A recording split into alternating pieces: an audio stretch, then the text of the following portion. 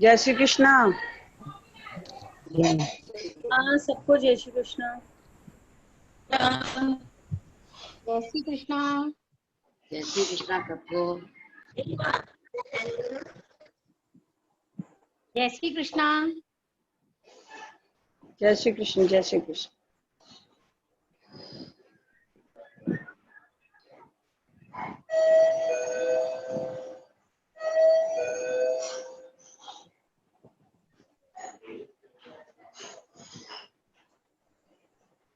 Hello.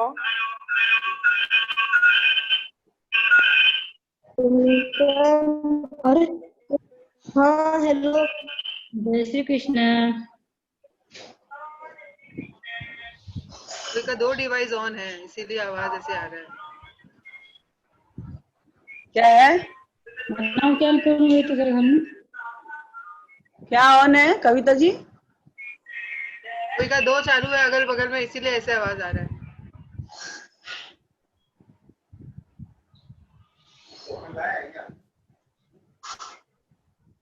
Ticket चालू है जिसका सबका बंद कर दो।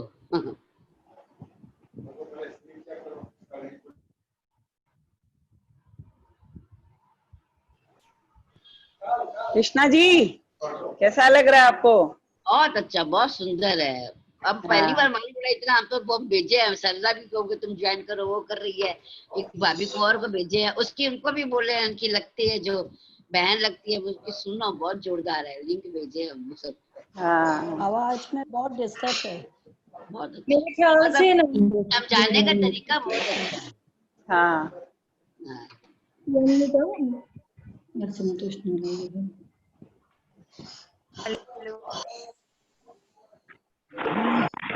हेलो।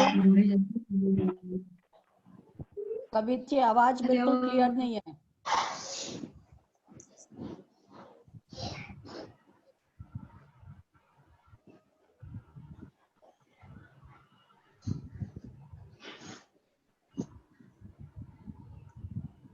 रेखा जी पॉज हो गई है।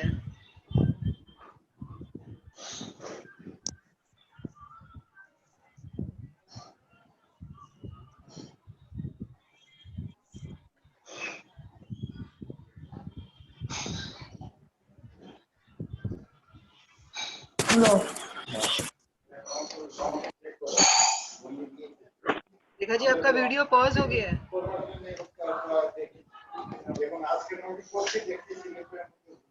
फोन करना पड़ेगा। रेखा को फोन करना पड़ेगा क्या? क्या हुआ? आवाज रेखा स्टिल हो गई तुम। आपका वीडियो पॉज हो गया था, आप बोलिए।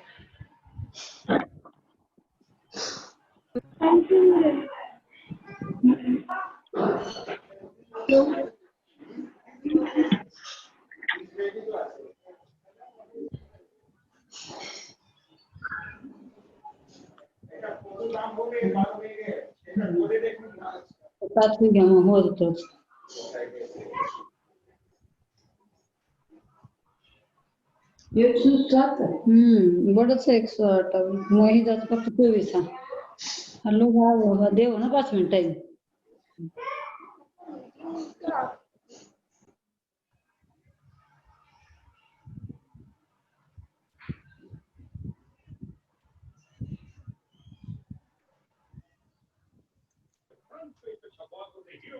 हम पुलिस वालों कौन पूछता है? तुम लोग जानवरों के उद्धार के लिए संस्था बनो।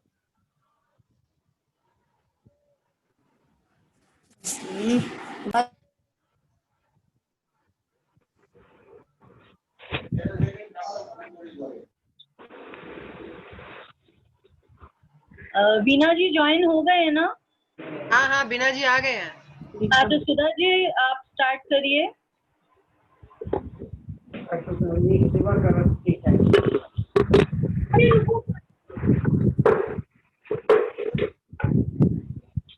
बीना जी आपका आईडी सही होगा ना? रेखा जी मेरी आवाज आ रही है? हाँ जी, हाँ।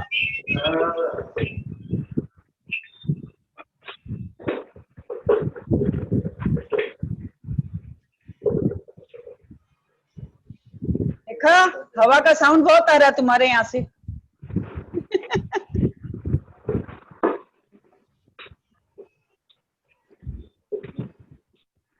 कविता जी, क्या मैं शुरू करूं? हाँ हाँ, आप स्टार्ट करिए। आपके वहाँ से डबल आवाज आ रही है बीना जी, आपका 2 डिवाइस ऑन है क्या?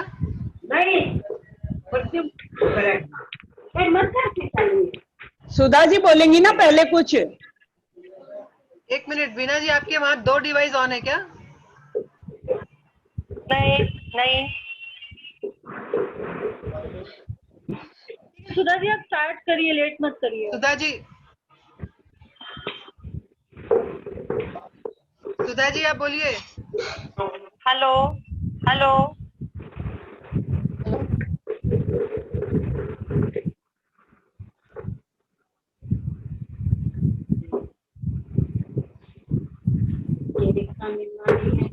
हेलो, हाँ बोलिए, आपकी आवाज आ रही है। माहेश्वरी महिला समिति से मैं सुधा डागा इस जूम प्रेक्षागृह में आप सभी का हार्दिक स्वागत करती हूँ और सभी को मेरा जय श्री कृष्ण। आज हमारे गीता सार सोपान का तृतीय सोपान है। गीता हृदय भगवान का सब ज्ञान का शुभ सार है। इस शुद्ध गीता ज्ञान से ही चल रहा संसार है। वीर जी ने अपनी शुद्ध सरल ओजस्वी वाणी से कल हमें आत्मा और कर्म का जो समन्वय समझाया वो अतुलनीय है। आत्मा न जन्मता है न मरता है, वह के मोतियों से पिरोकर जो हमारे समक्ष प्रस्तुत किया वह अतुलनीय है। उनके आज के गीता सार सुनने के लिए हम लालायित हैं। जय महेश। तो आइए हम सब विनय को आमंत्रित करते हैं। जय श्री कृष्ण।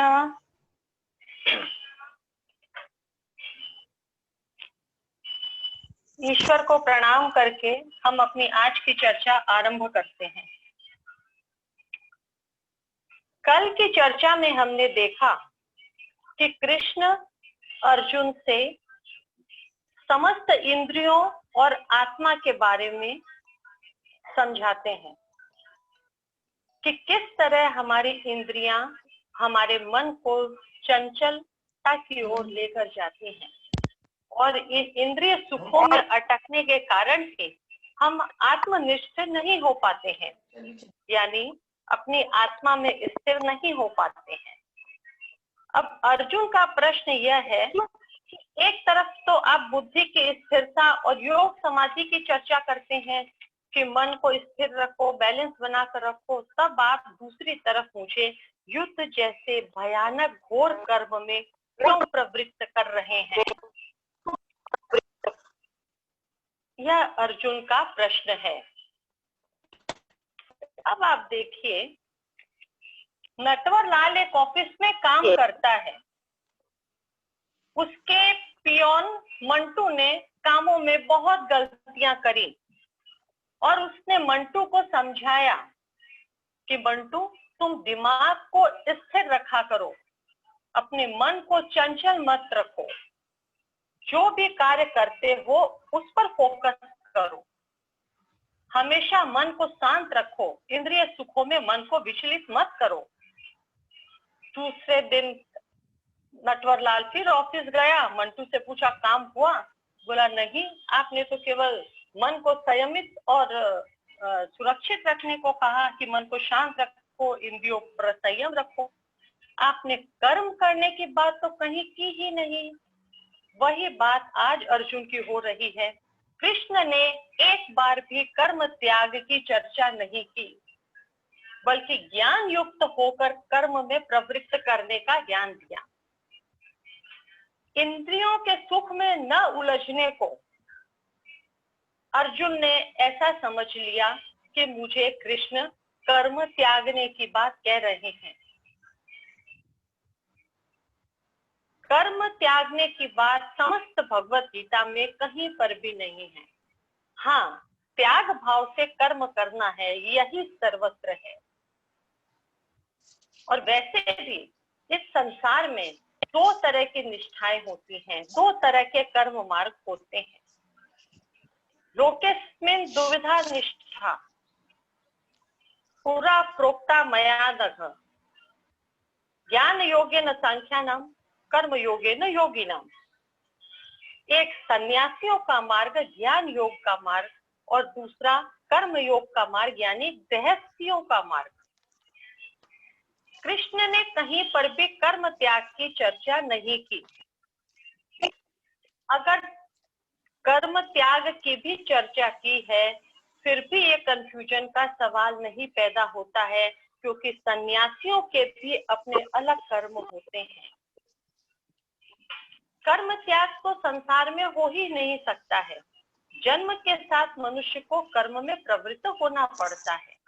और अगर संन्यास की बात करें तो भी संन्यास का मूल अर्थ होता है तटस्थता, संसार से निवृत्ति, सभी वस्तुओं व्यक्तियों से मन हटा लेना, एकांत में रहना, परम तत्व की खोज करना, किसी मोह माया बंधन में न पड़ना। इस प्रकार निवृत्ति मार्ग पर चलते चलते एक सन्यासी परम तत्व की खोज करता है। वैसे तो सन्यासी को भी कर्म करना पड़ता है, खुद का जीवन यापन करने के लिए, अपने प्रारब्ध कर्मों को भोगने के लिए।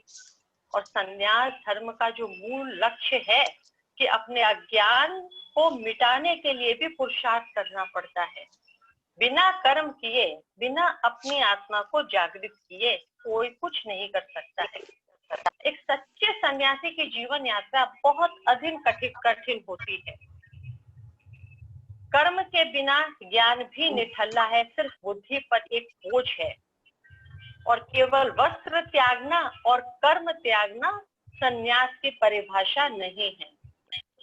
सन्यास सिद्ध होता है भीतर की अवस्था से, यह कोई बाहर की क्रिया नहीं है। अंतर की शुद्ध चेतना का नाम है सन्यास। आत्मा की पवित्र अवस्था का नाम है सन्यास। ऊपर से दिखाने के लिए कोई कर्मेंद्रियों को शांत कर ले, लेकिन अंदर में विषय वासनाओं का यदि भंडार भरा हुआ है तो वे सन्यासी हो अथवा बुजुर्ग हो, ज्ञान मार्गी हो ही नहीं सकते हैं। साधु भया तो क्या भया, माला पहनी चार, बाहर वेश बना लिया, भीतर भरा भंडार। विषय वासनाओं का भंडार भीतर भरा हुआ हो सकता है, और उस विषय वासनाओं के भंडार को जो जन्म जन्म के संस्कारों के बीज हैं, वो सिर्फ साधुत्व धारण कर लेने पर वह मल विक्षेप के आवरण एक बार में नहीं हट सकते हैं। कई जन्म लग जाते हैं आत्मा को पवित्र करने में। अब वहीं दूसरी ओर अगर हम गृहस्थ की बात करें, कर्म तो मुख्य आधार है गृहस्थ मार्ग का। और वैसे भी सभी व्यक्ति यदि संन्यास ले लें कि कर्म करेंगे ही नहीं तो बंधन होगा ही नहीं, तो यह बात भी सृष्टि के नियम के अनुसार मेल नहीं खाती है। संसार के सारे लोग यदि संन्यास ले लेंगे तो हाईएस्ट 100 वर्षों या 120 वर्षों तक में पूरी सृष्टि समाप्त हो जाएगी, कोई नए बच्चों का जन्म नहीं होगा। तो यह बात भी सृष्टि के नियम के खिलाफ है। सभी व्यक्ति संन्यास नहीं ले सकते।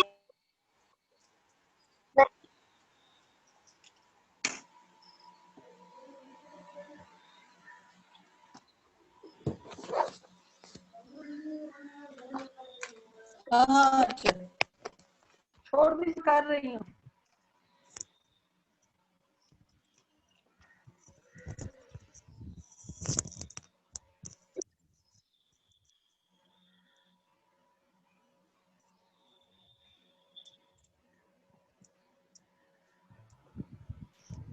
बीना जी का आवाज बंद हो गया है।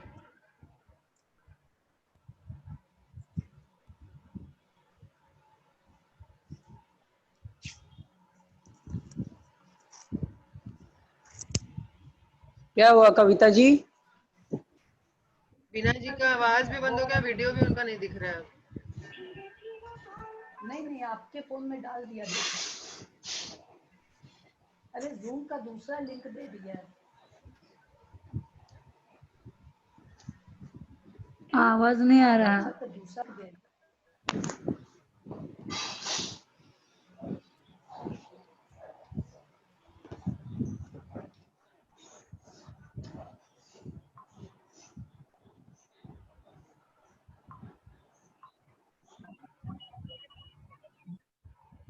रेखा फोन कर रही है क्या?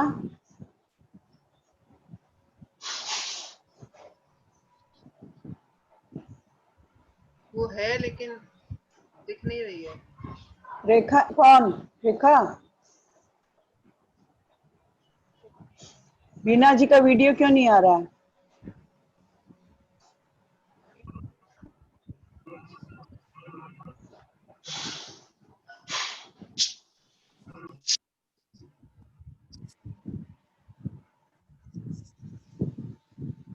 बीना जी का ही है, वो नहीं है चेयर पे।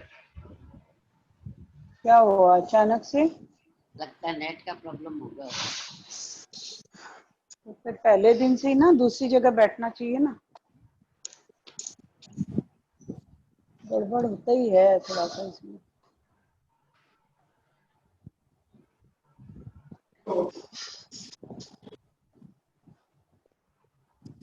वहाँ पता नहीं कैसे वो अभी चालू किया है तो दूसरी जगह कर रहे हैं। ठीक है।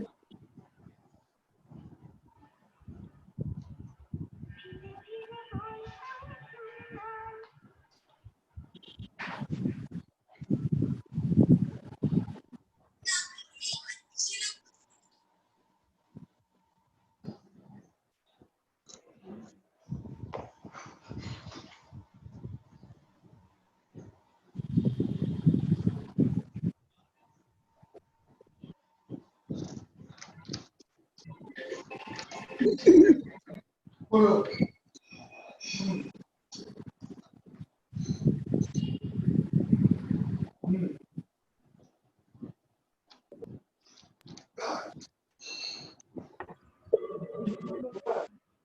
जय श्री कृष्ण।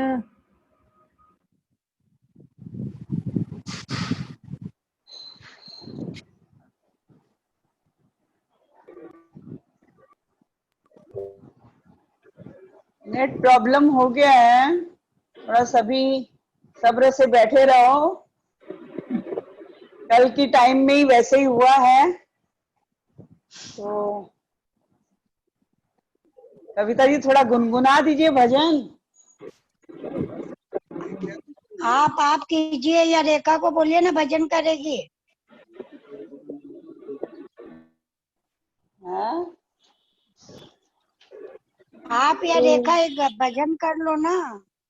जय मन प्रति श्वास पुकारे रहे, जय राम हरे घन श्याम हरे। ये मन प्रति श्वास पुकारे।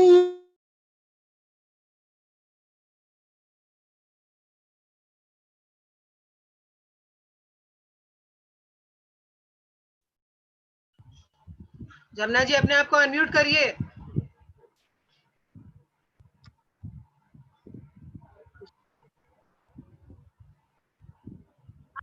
बीना जी।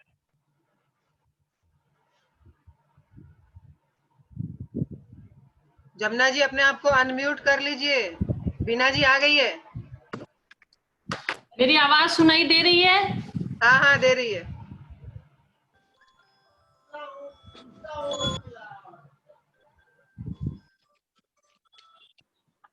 बोलिए बोलिए।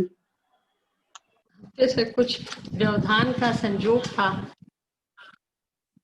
तो सारे लोग सन्यासी नहीं हो सकते हैं, लेकिन कृष्ण ने बार बार यही कहा कि कर्म नहीं करने की अपेक्षा कर्म करना श्रेष्ठ है। और एक गृहस्थ व्यक्ति के लिए नियत कर्मों का प्रावधान बताया हमारे वेदों ने, कि जिन नियत कर्मों को करते हुए व्यक्ति कभी भी पाप के बंधन में नहीं बंध सकता है। जो गृहस्थ जीवन में छोटे मोटे पाप हो जाया करते हैं, उनको करने से उन कर्मों के पापों के भी प्रायश्चित हो जाते हैं। तो संन्यास मार्ग से अच्छा है कर्म मार्ग। तो गृहस्थ जीवन में जो छोटे मोटे पाप होते हैं, उनके प्रायश्चित के लिए नियत कर्मों का विधान है। एक गृहस्थ व्यक्ति के लिए 5 प्रकार के कर्मों को करना कहा गया है। नियतम कुरु कर्मत्वं कर्म ध्यानो या कर्मणः। अब ये 5 कर्म क्या है? हमारे कर्म है, पहला नियत कर्म, दूसरा नैमित्तिक कर्म, तीसरा काम्य कर्म और चौथा निषेध कर्म। नैमित्तिक कर्म वो है जो जीविकोपार्जन के लिए, धन कमाने के लिए सब करते हैं, नौकरी करें अथवा व्यापार करें। काम्य कर्म वो है जो किसी विशेष कामना के तहत किसी विशेष कार्य को हम करते हैं। और निषिद्ध कर्म वो है कि किसी भी जो गलत कार्य हैं उनको न किया जाए। अब बचा नियत कर्म। ये बड़ी ध्यान से समझने वाली बात है।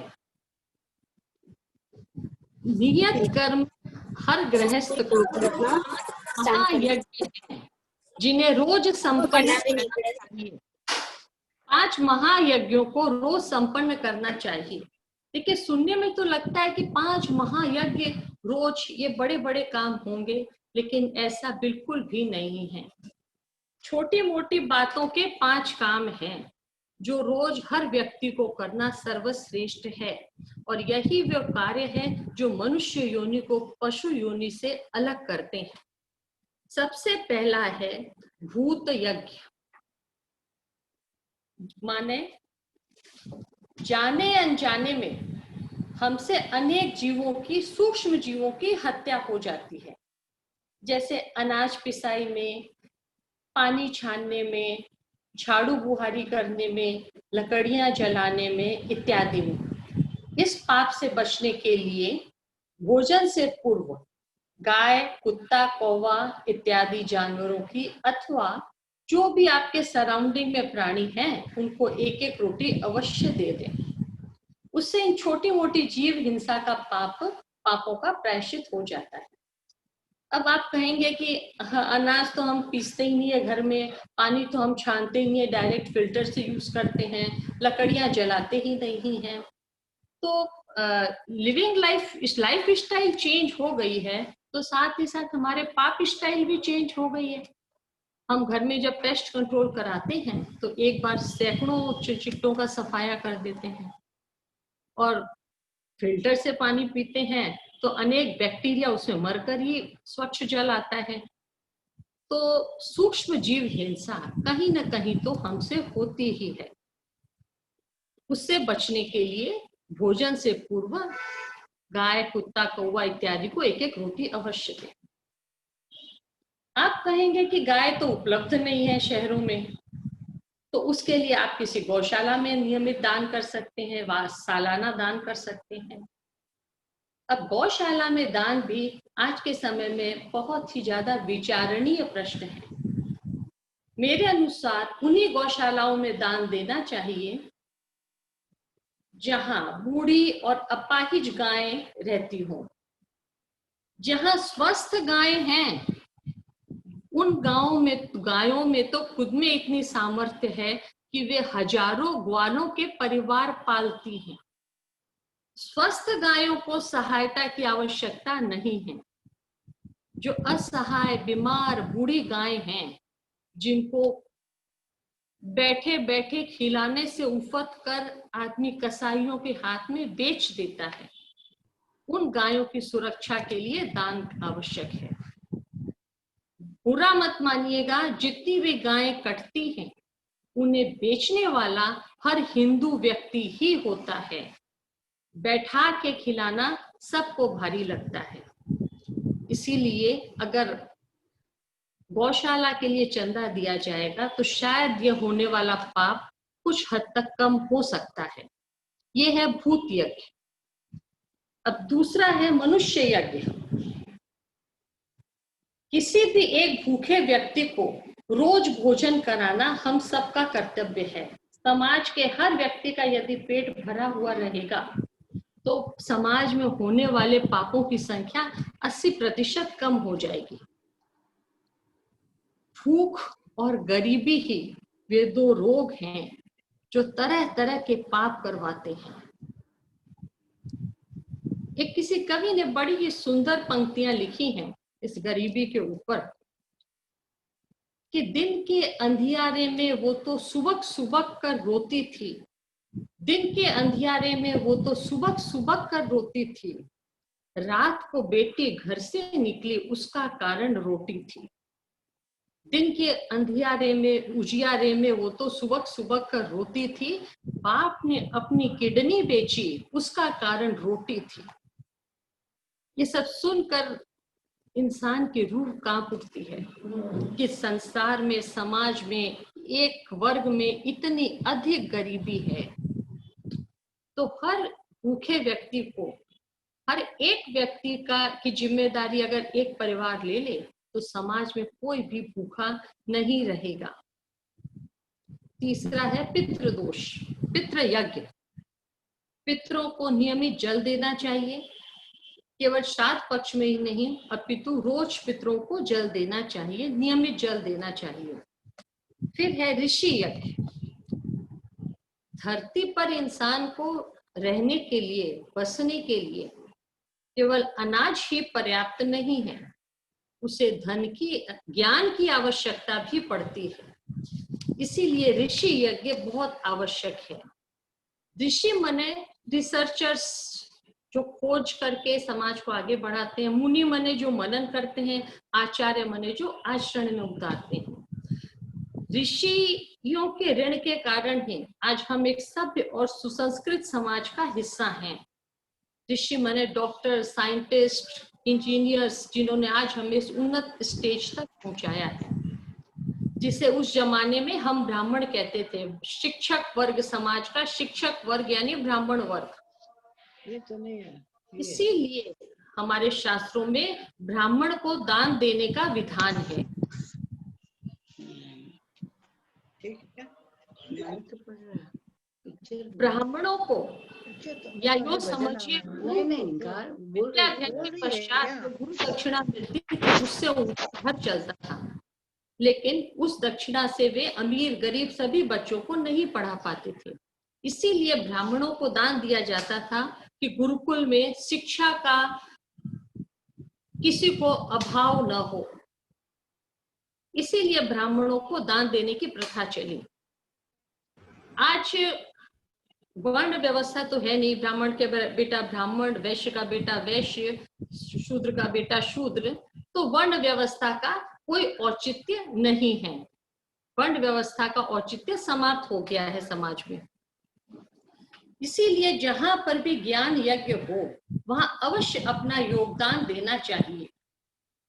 धन से योगदान करें, अथवा प्रचार प्रसार से योगदान करें, अथवा ज्ञान सुनकर योगदान करें।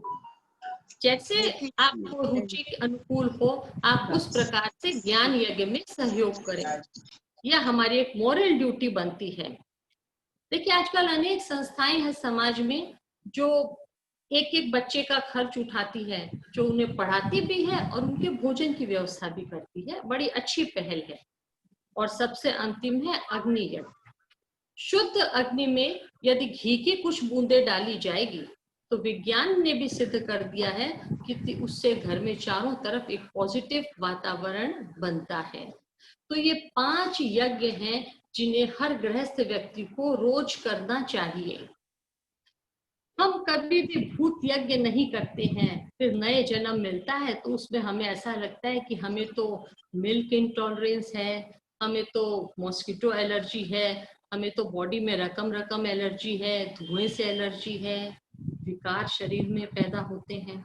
मनुष्य यज्ञ नहीं किया, किसी भूखे को भोजन नहीं कराया, और हम कहते हैं कि भगवान का दिया घर में सब कुछ है, लेकिन क्या करें, शरीर साथ नहीं देता है, हाजमा ठीक नहीं है, हम कुछ खा नहीं सकते।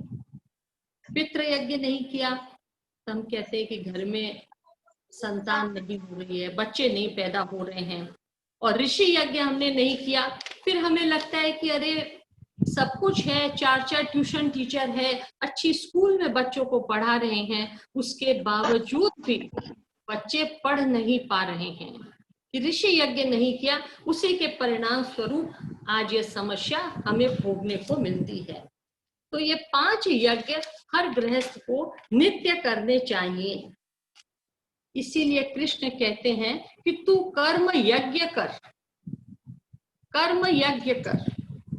यज्ञ का तात्पर्य होता है, यज्ञ माने टू ज्वाइन, जैसे 2 + 2 = 4, ज्वाइन करना। यज धातु माने योग करना, जुड़ना, यानी समाज में सबसे जुड़कर रहना, सबका साथ सबका विकास, यह है कृष्ण की यज्ञीय भावना। बचपन में हमें सिखाया जाता था कि बांट बांट के खाना, वैकुंठ में जाना। उस समय ये बातें हमारे इतनी समझ में नहीं आती थी, लेकिन एक्चुअल कृष्ण का यही मतलब है, बांट बांट के खाना, वैकुंठ में जाना। पहले सोसाइटी में करेंसी नहीं थी, बार्टर सिस्टम था, तो वो एक्सचेंज सामानों का बड़ा प्योर हुआ करता था। जिसके पास जो है वो उसे प्रेम पूर्वक देता था। लेकिन मैं और मेरा की संकीर्णता आ जाने के पश्चात ये कर्म यज्ञ अपवित्र होने लग गए। समस्त प्रकृति में कर्म यज्ञ चलता है। सूर्य का प्रकाश, चंद्रमा की शीतलता, वर्षा का जल, वायु का बहना, समस्त प्रकृति एक सिस्टम में निरंतर चलती है। एकमात्र मनुष्य ही है जिसने सबका शोषण करना शुरू कर दिया है। एक तरफ प्रकृति का शोषण, एक तरफ इंसानों का शोषण। ये बातें हमारे यज्ञीय विचारधारा के बिल्कुल विपरीत हैं। हमने वृक्षों का इतना शोषण करना शुरू कर दिया है कि शहरों की सीमा रेखाएं बढ़ती जा रही हैं और गांव छोटे होते जा रहे हैं। धरती माता के अंदर से हमने इतना खजाना निकाल लिया कि घर के चारों ओर इर्द गिर्द नजर घुमा के देखिए, लोहा, लकड़ी, पत्थर, सीमेंट, बालू या स्टील, पीतल, बर्तन, सोना, चांदी, हीरा, जवाहरात, अनाज, कोई एक चीज भी ऐसी नहीं है जो हमने धरती से न निकाली हो। इंसान खुद तो एक धूल का कण भी नहीं बना सकता है। जो कुछ है सब धरती माता का ही प्रदान किया हुआ है। जो वस्तु हो उसको प्रेम से बांटे, पहले प्रेम पूर्वक बांटो, फिर त्याग पूर्वक उपभोग करो। इसीलिए हम लोग हर भोजन भगवान के भोग लगाते हैं। अब भगवान खाते तो नहीं, ये हम सब जानते हैं, फिर भी यदि बिना भोग लगा हुआ भोजन हम करते हैं तो वह एक प्रकार से चोरी का भोजन है, हम पाप खा रहे हैं। आप कहेंगे कि चोरी का भोजन कैसे हुआ, हम तो पैसा देकर खरीद कर लाए हैं। मन में ये बात आएगी अवश्य कि हम तो खरीद के लाए हैं भोजन। आपने पैसा दिया, वह पैसा सिस्टम से होते होते होते तक किसान के पास पहुंच गया। किसान ने अपना पारिश्रमिक समझकर उस पैसे को रख लिया। क्या उस किसान ने धरती माता को उसकी हिस्सेदारी दी? क्या सूर्य को उष्मा देने की हिस्सेदारी दी? क्या चंद्रमा को पोषण करने की हिस्सेदारी दी? नहीं दी, किसी को नहीं दी। पृथ्वी, जल, वायु, अग्नि, आकाश, किसी को उसने हिस्सेदारी नहीं दी। ये प्रकृति है क्या? ईश्वर का ही तो रूप है। ये पंच तत्व ईश्वर के रूप है, ब्रह्म के रूप है। इसीलिए हर भोजन को पहले ईश्वर को समर्पित करना चाहिए। इदम न ममः, प्रभु ये तेरा है, मेरा नहीं है। इदम न ममः, इदम न ममः, प्रभु को समर्पित कर दें, उसके बाद हम भोजन खाते हैं तो हम कतई पाप के भागीदार नहीं हैं। कहीं न कहीं यह अनाज ईश्वर द्वारा दिया गया है। दिया भी नहीं गया, ईश्वर की इस बनाई हुई सृष्टि में से हमने अपने आप इसे निकाला है। अगर ईश्वर देता तो भी पाप नहीं होता, हमने अपने आप इससे लिया है। हम जितनी भी धरती माता को खोखला कर रहे हैं, पूरी प्रकृति का शोषण कर रहे हैं, पूरा इकोलॉजिकल डिसबैलेंस हो गया है, फिर भी इंसान अभी तक नहीं संभल पाया है। हम सनातन धर्म में कभी भी ऐसे शोषण की बातें नहीं थी। हमेशा से ही यज्ञीय विचारधारा थी। लेकिन आज भी हम यह दावे के साथ कह सकते हैं कि जितना सेवा भाव हमारे हिंदुस्तान में है वह विश्व के और किसी भी देश में नहीं है। अभी कोरोना संकट काल में सरकार और सामाजिक संगठनों ने अपना कर्तव्य ठीक से निभाया हो अथवा नहीं निभाया हो, लेकिन आम जनता ने बहुत ही ज्यादा सेवा सबकी की, जो एक तारीफे काबिल है, अपने आप में एक मिसाल है। चैरिटी की मुहिम चलाने वालों में हर जगह चिराग तले अंधेरा नजर आता है, लेकिन अपने हाथों से दान किए हुए में आप स्वतंत्र हैं, आप जो चाहें कर सकते हैं। लग तो रहा नहीं, बेसिक का पंखा पूरा बंद पड़ा है उनका छत। हमारे हिंदुस्तान के मंदिर यदि सेवा कार्यों में जुट जाए तो भारतवर्ष किसी के मोहताज नहीं रहेगा। अब एक बात समझिए कि आपने सबको बांटा, आप तो बंधन मुक्त हो गए, लेकिन जिसने सामान लिया वो उसके तो बंधन हो गए, कर्म के बंधन में वो तो बंध गया। तो अब क्या किया जाए? मान लीजिए आपने लड्डू बनाया, मुझे लड्डू खिलाया, बिल्कुल सुगम दृष्टांत से समझिए। आपने मुझे लड्डू बनाकर खिलाया, तो मैं लड्डू बनाकर खिलाऊंगी तब मेरा बंधन न्यूट्रल होगा। लेकिन मुझे लड्डू बनाना नहीं आता है, अथवा मेरे पास उतना धन नहीं है कि मैं आपको लड्डू बनाकर खिला सकूं। आपको पकौड़ियां आती हैं, आप मुझे वो बनाकर खिला दीजिए। आप कहेंगे मुझे वो भी बनाना नहीं आता है, तो आप मुझे लड्डू बनाने में मदद कर दीजिए, श्रमदान कर दीजिए। आप कहेंगे कि वो भी संभव नहीं है, मेरे पास समय नहीं है, तो आप लड्डू खाकर मेरे लिए तारीफ के 2 शब्द बोल दीजिए, भावों के द्वारा मेरा सम्मान कर दीजिए। आप कहेंगे कि उसमें भी मेरा ईगो क्लैश करता है, मैं मुंह से कुछ नहीं बोल सकती हूँ, बस लौटा दूंगी मैं आपको। तब ऐसे में यदि आप कुछ नहीं कर सकते हैं और आप कर्म के बंधन से मुक्त होना चाहते हैं, तो आप ईश्वर से उनके लिए प्रार्थना कीजिए, हे भगवान उसने मुझे इतने अच्छे लड्डू खिलाए, आप उनकी मनोकामना पूरी करना। इसी प्रकार जब हम गरीबों की मदद करते हैं तो उसके बदले में भगवान हमारी मदद करता है। ये गरीब कर्म का बोझ उतारने नहीं आते हैं, ईश्वर हमारी मदद करता है। तो हम यह न सोचें कि हमने उसे दिया, रिटर्न में तो उसने कुछ दिया नहीं, तब हमारा दिया हुआ कैसे होगा, अथवा हमने ले लिया अब हम से मुक्त हो, यही नहीं। वो बंधन कैसे उतारेगा? इस जन्म में नहीं उतार सकता है, किसी जन्म में अवश्य उतारना पड़ेगा उसे। लेकिन यदि आप किसी बंधन से मुक्त होना चाहते हैं तो उसके लिए सबसे अच्छा उपाय है कि आप ईश्वर को समर्पित कर दीजिए। आप खुद भी जो कुछ खाते हैं, पीते हैं, पहनते हैं, उसे भगवान को समर्पित कर दीजिए। तो किसी भी वस्तु के उपभोग का आपको का बंधन नहीं होगा। ये है कृष्ण की यज्ञीय भावना।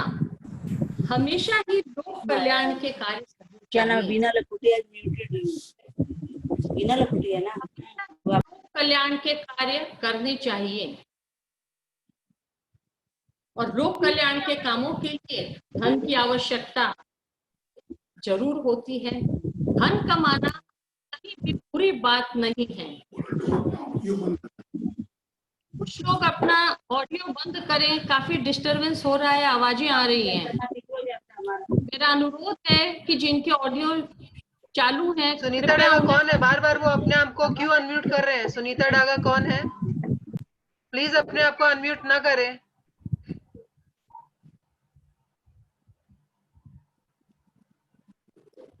धन कमाने का हमारे शास्त्रों में कहीं कोई विरोध नहीं है। राम राजा थे, कृष्ण राजा थे, जनक राजा थे, सब ने इतना धन सबके पास था और उन्होंने लोक कल्याण के लिए ही अपने पूरे जीवन को समर्पित कर दिया। लोक कल्याण के कार्य के लिए देखिए लक्ष्मी की आवश्यकता सबसे पहले है। और कुछ त्यागी लोग यदि धन का विरोध करते हैं तो उन्हें सोचना चाहिए कि लोक कल्याण के काम बिना धन के नहीं हो सकते हैं। और जो व्यक्ति समाज में महान हैं, उच्च स्तर पर हैं, उन्हें लोक कल्याण के समय अपने आचरणों पर भी ध्यान रखने की बहुत आवश्यकता है। जो श्रेष्ठ व्यक्ति हैं, जिनका समाज में नाम है, उन्हें अपने आचरण पर ध्यान की आवश्यकता है, क्योंकि बाकी समाज के लोग उन्हीं का अनुकरण करते हैं। हम बड़ों की अच्छाइयों का अनुकरण नहीं करते हैं, बल्कि उनमें दोष ढूंढ लेते हैं। और दोष ढूंढने में हमने राम और कृष्ण को भी नहीं छोड़ा, हम उनके अंदर भी दोष ढूंढ लेते हैं। तो आम इंसान के बारे में तो कहना ही क्या है। कभी भी यह भूल नहीं करनी चाहिए किसी महान व्यक्ति को बिना जाने बिना सोचे किसी के बारे में कोई गलत कमेंट कर देने से हम उस पाप के भागी बनते हैं। एक शायर ने बड़ी अच्छी बात कही है, पुरसुकू लगती है कितनी झील के पानी में बत माने बतख, पूरे सुकून में लगती है। पुरसुकू लगती है कितनी झील के पानी में बत, पैरों की बेताबियां पानी के अंदर देखिए। जब बतख पानी के ऊपर चलती है तो बड़ी स्मूथली धीरे से लगता है कि हवा के झोंके से वह चल रही है। इतनी शालीनता से, स्निग्धता से वो धीरे धीरे हौले हौले चलती है। लगता है हा हा क्या हवा है जो इसे धीरे धीरे लेकर जा रही है। लेकिन उसके जीवन की कर्मठता देखनी हो तो पानी के अंदर कैमरा लगा कर देखिए कि उसके पांव फट फट फट फट फट फट फट उसके पांव चलते हैं इस फड़फड़ाहट से। उसी प्रकार जो समाज में श्रेष्ठ व्यक्ति हैं उनकी ऊपरी शान शौकत पर मत जाइए। उनके दिमाग 24 घंटे वर्क करते हैं। जिसका जितना बड़ा व्यापार, जितना जिसके पास धन, उसकी उतनी अधिक कार्यशीलता। ये मत देखिए कि बाबू साहब ऑफिस गए, 10 मिनट अटेंड किया, निकल गए, नहीं। गहन कर्मशीलता का अंजाम उन्हें मिलता है। कुछ लोग कह देते हैं कि हाँ पैसे वाले के घर पैदा हुआ उसे क्या तकलीफ है, पैदा हुआ उसे क्या तकलीफ है, बात सही है। लेकिन पैसे वाले के घर पैदा हुआ यह भी उसी के कर्मों का योगदान है। इस जन्म का नहीं तो पिछले जन्म का योगदान है। उसने ऐसे कर्म किए हैं कि वो वैसे घर में उसने जन्म लिया है। जो जिस परिस्थिति में है उसका जिम्मेदार, उसका भागीदार वो खुद है। श्रेष्ठ घर में हो, श्रेष्ठ व्यक्ति हो तो भी वो खुद उसकी गौरवशाली है। कोई तकलीफ में हो तो भी वो खुद उसके लिए जिम्मेदार है। तो किसी दूसरे को देखकर कोई भी कमेंट कर देना बहुत बड़ी भूल है। हो सके तो सब में अच्छाइयां खोजने का प्रयास करना चाहिए। किसी की बुराइयों को देखने से कोई मतलब नहीं है। कृष्ण खुद अपना उदाहरण देते हैं कि मेरे लिए कोई भी नियत कर्म नहीं है, कोई नैमित्तिक कर्म नहीं है, कोई काम्य कर्म नहीं है। मुझे किसी भी चीज की कामना नहीं है, फिर भी मैं अपनी मॉरल ड्यूटी समझकर संसार में आता हूं और कर्म करता हूं। कृष्ण को क्या चीज की कमी है? किसी भी चीज की नहीं है। लक्ष्मीपति हैं वे, लेकिन फिर भी हस्तिनापुर में अगर वे नहीं आते तो पाप का आचरण चारों ओर बढ़ जाता, अधर्म फैल जाता। तो भगवान को आना पड़ा। कृष्ण कहते हैं कि जब जब मैं आता हूं, भगवान जब जब आते हैं संसार में अपना कार्य करने के लिए,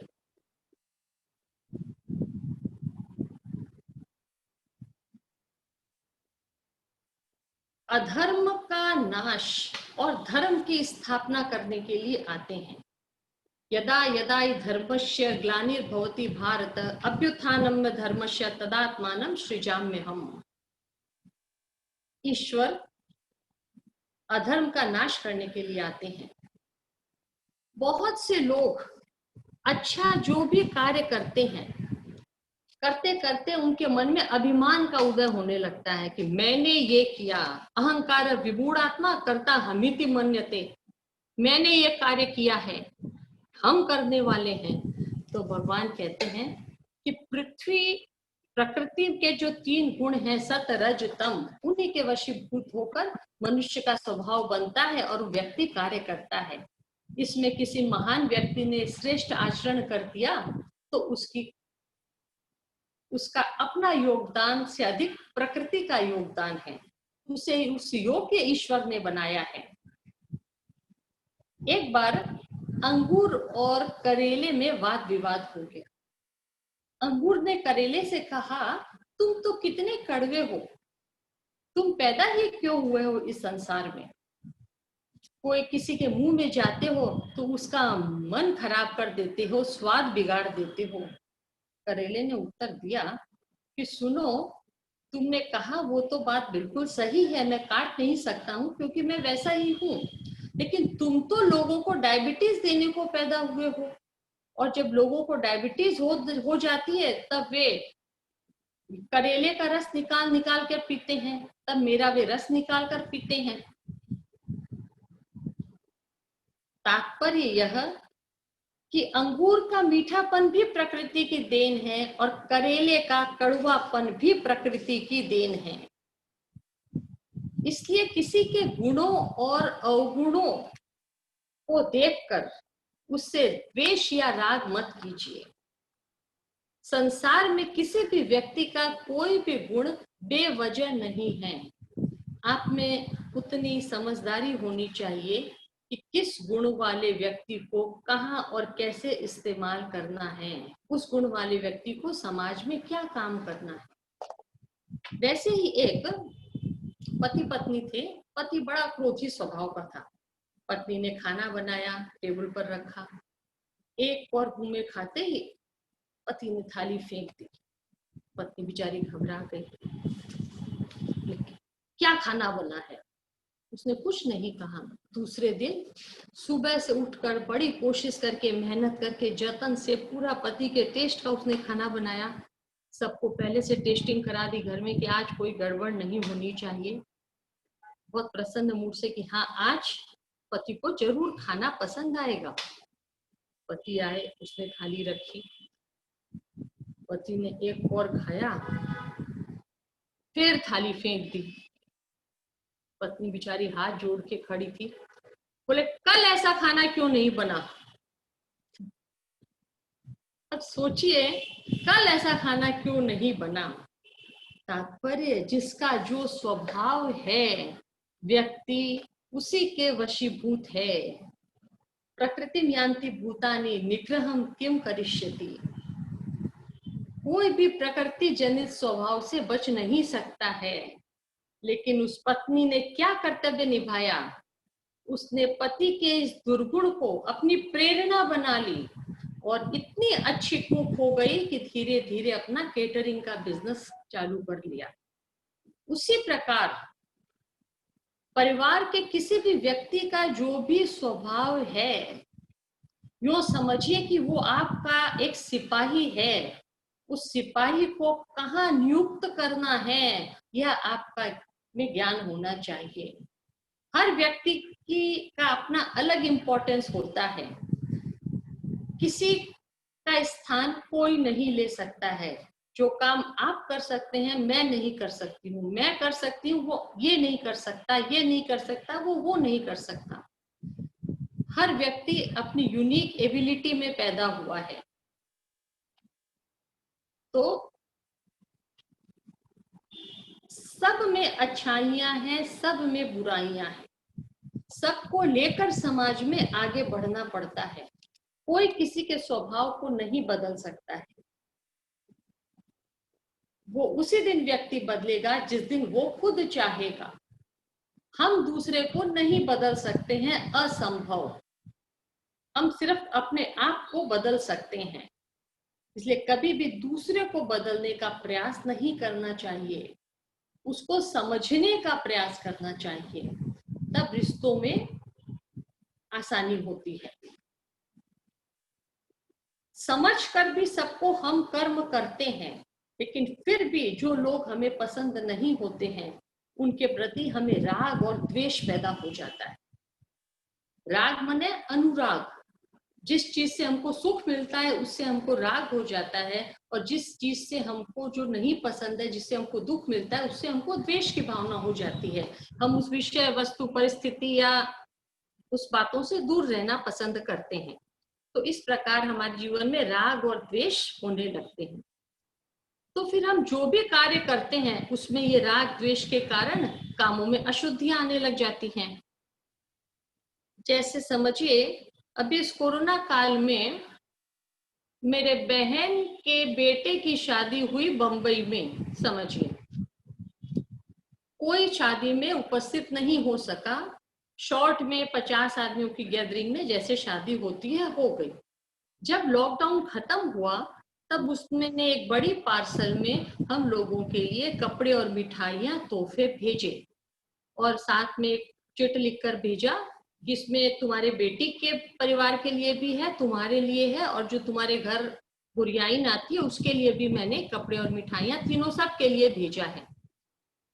उसने पैकेट खोला, उसने नहीं मैंने पैकेट खोला, तो मैंने सबसे पहले क्या किया, उन कपड़ों में जो सबसे अच्छा कपड़ा था, सबसे बेस्ट साड़ी मुझे लगी, वो मैंने अपने बेटी के लिए अलग कर दी।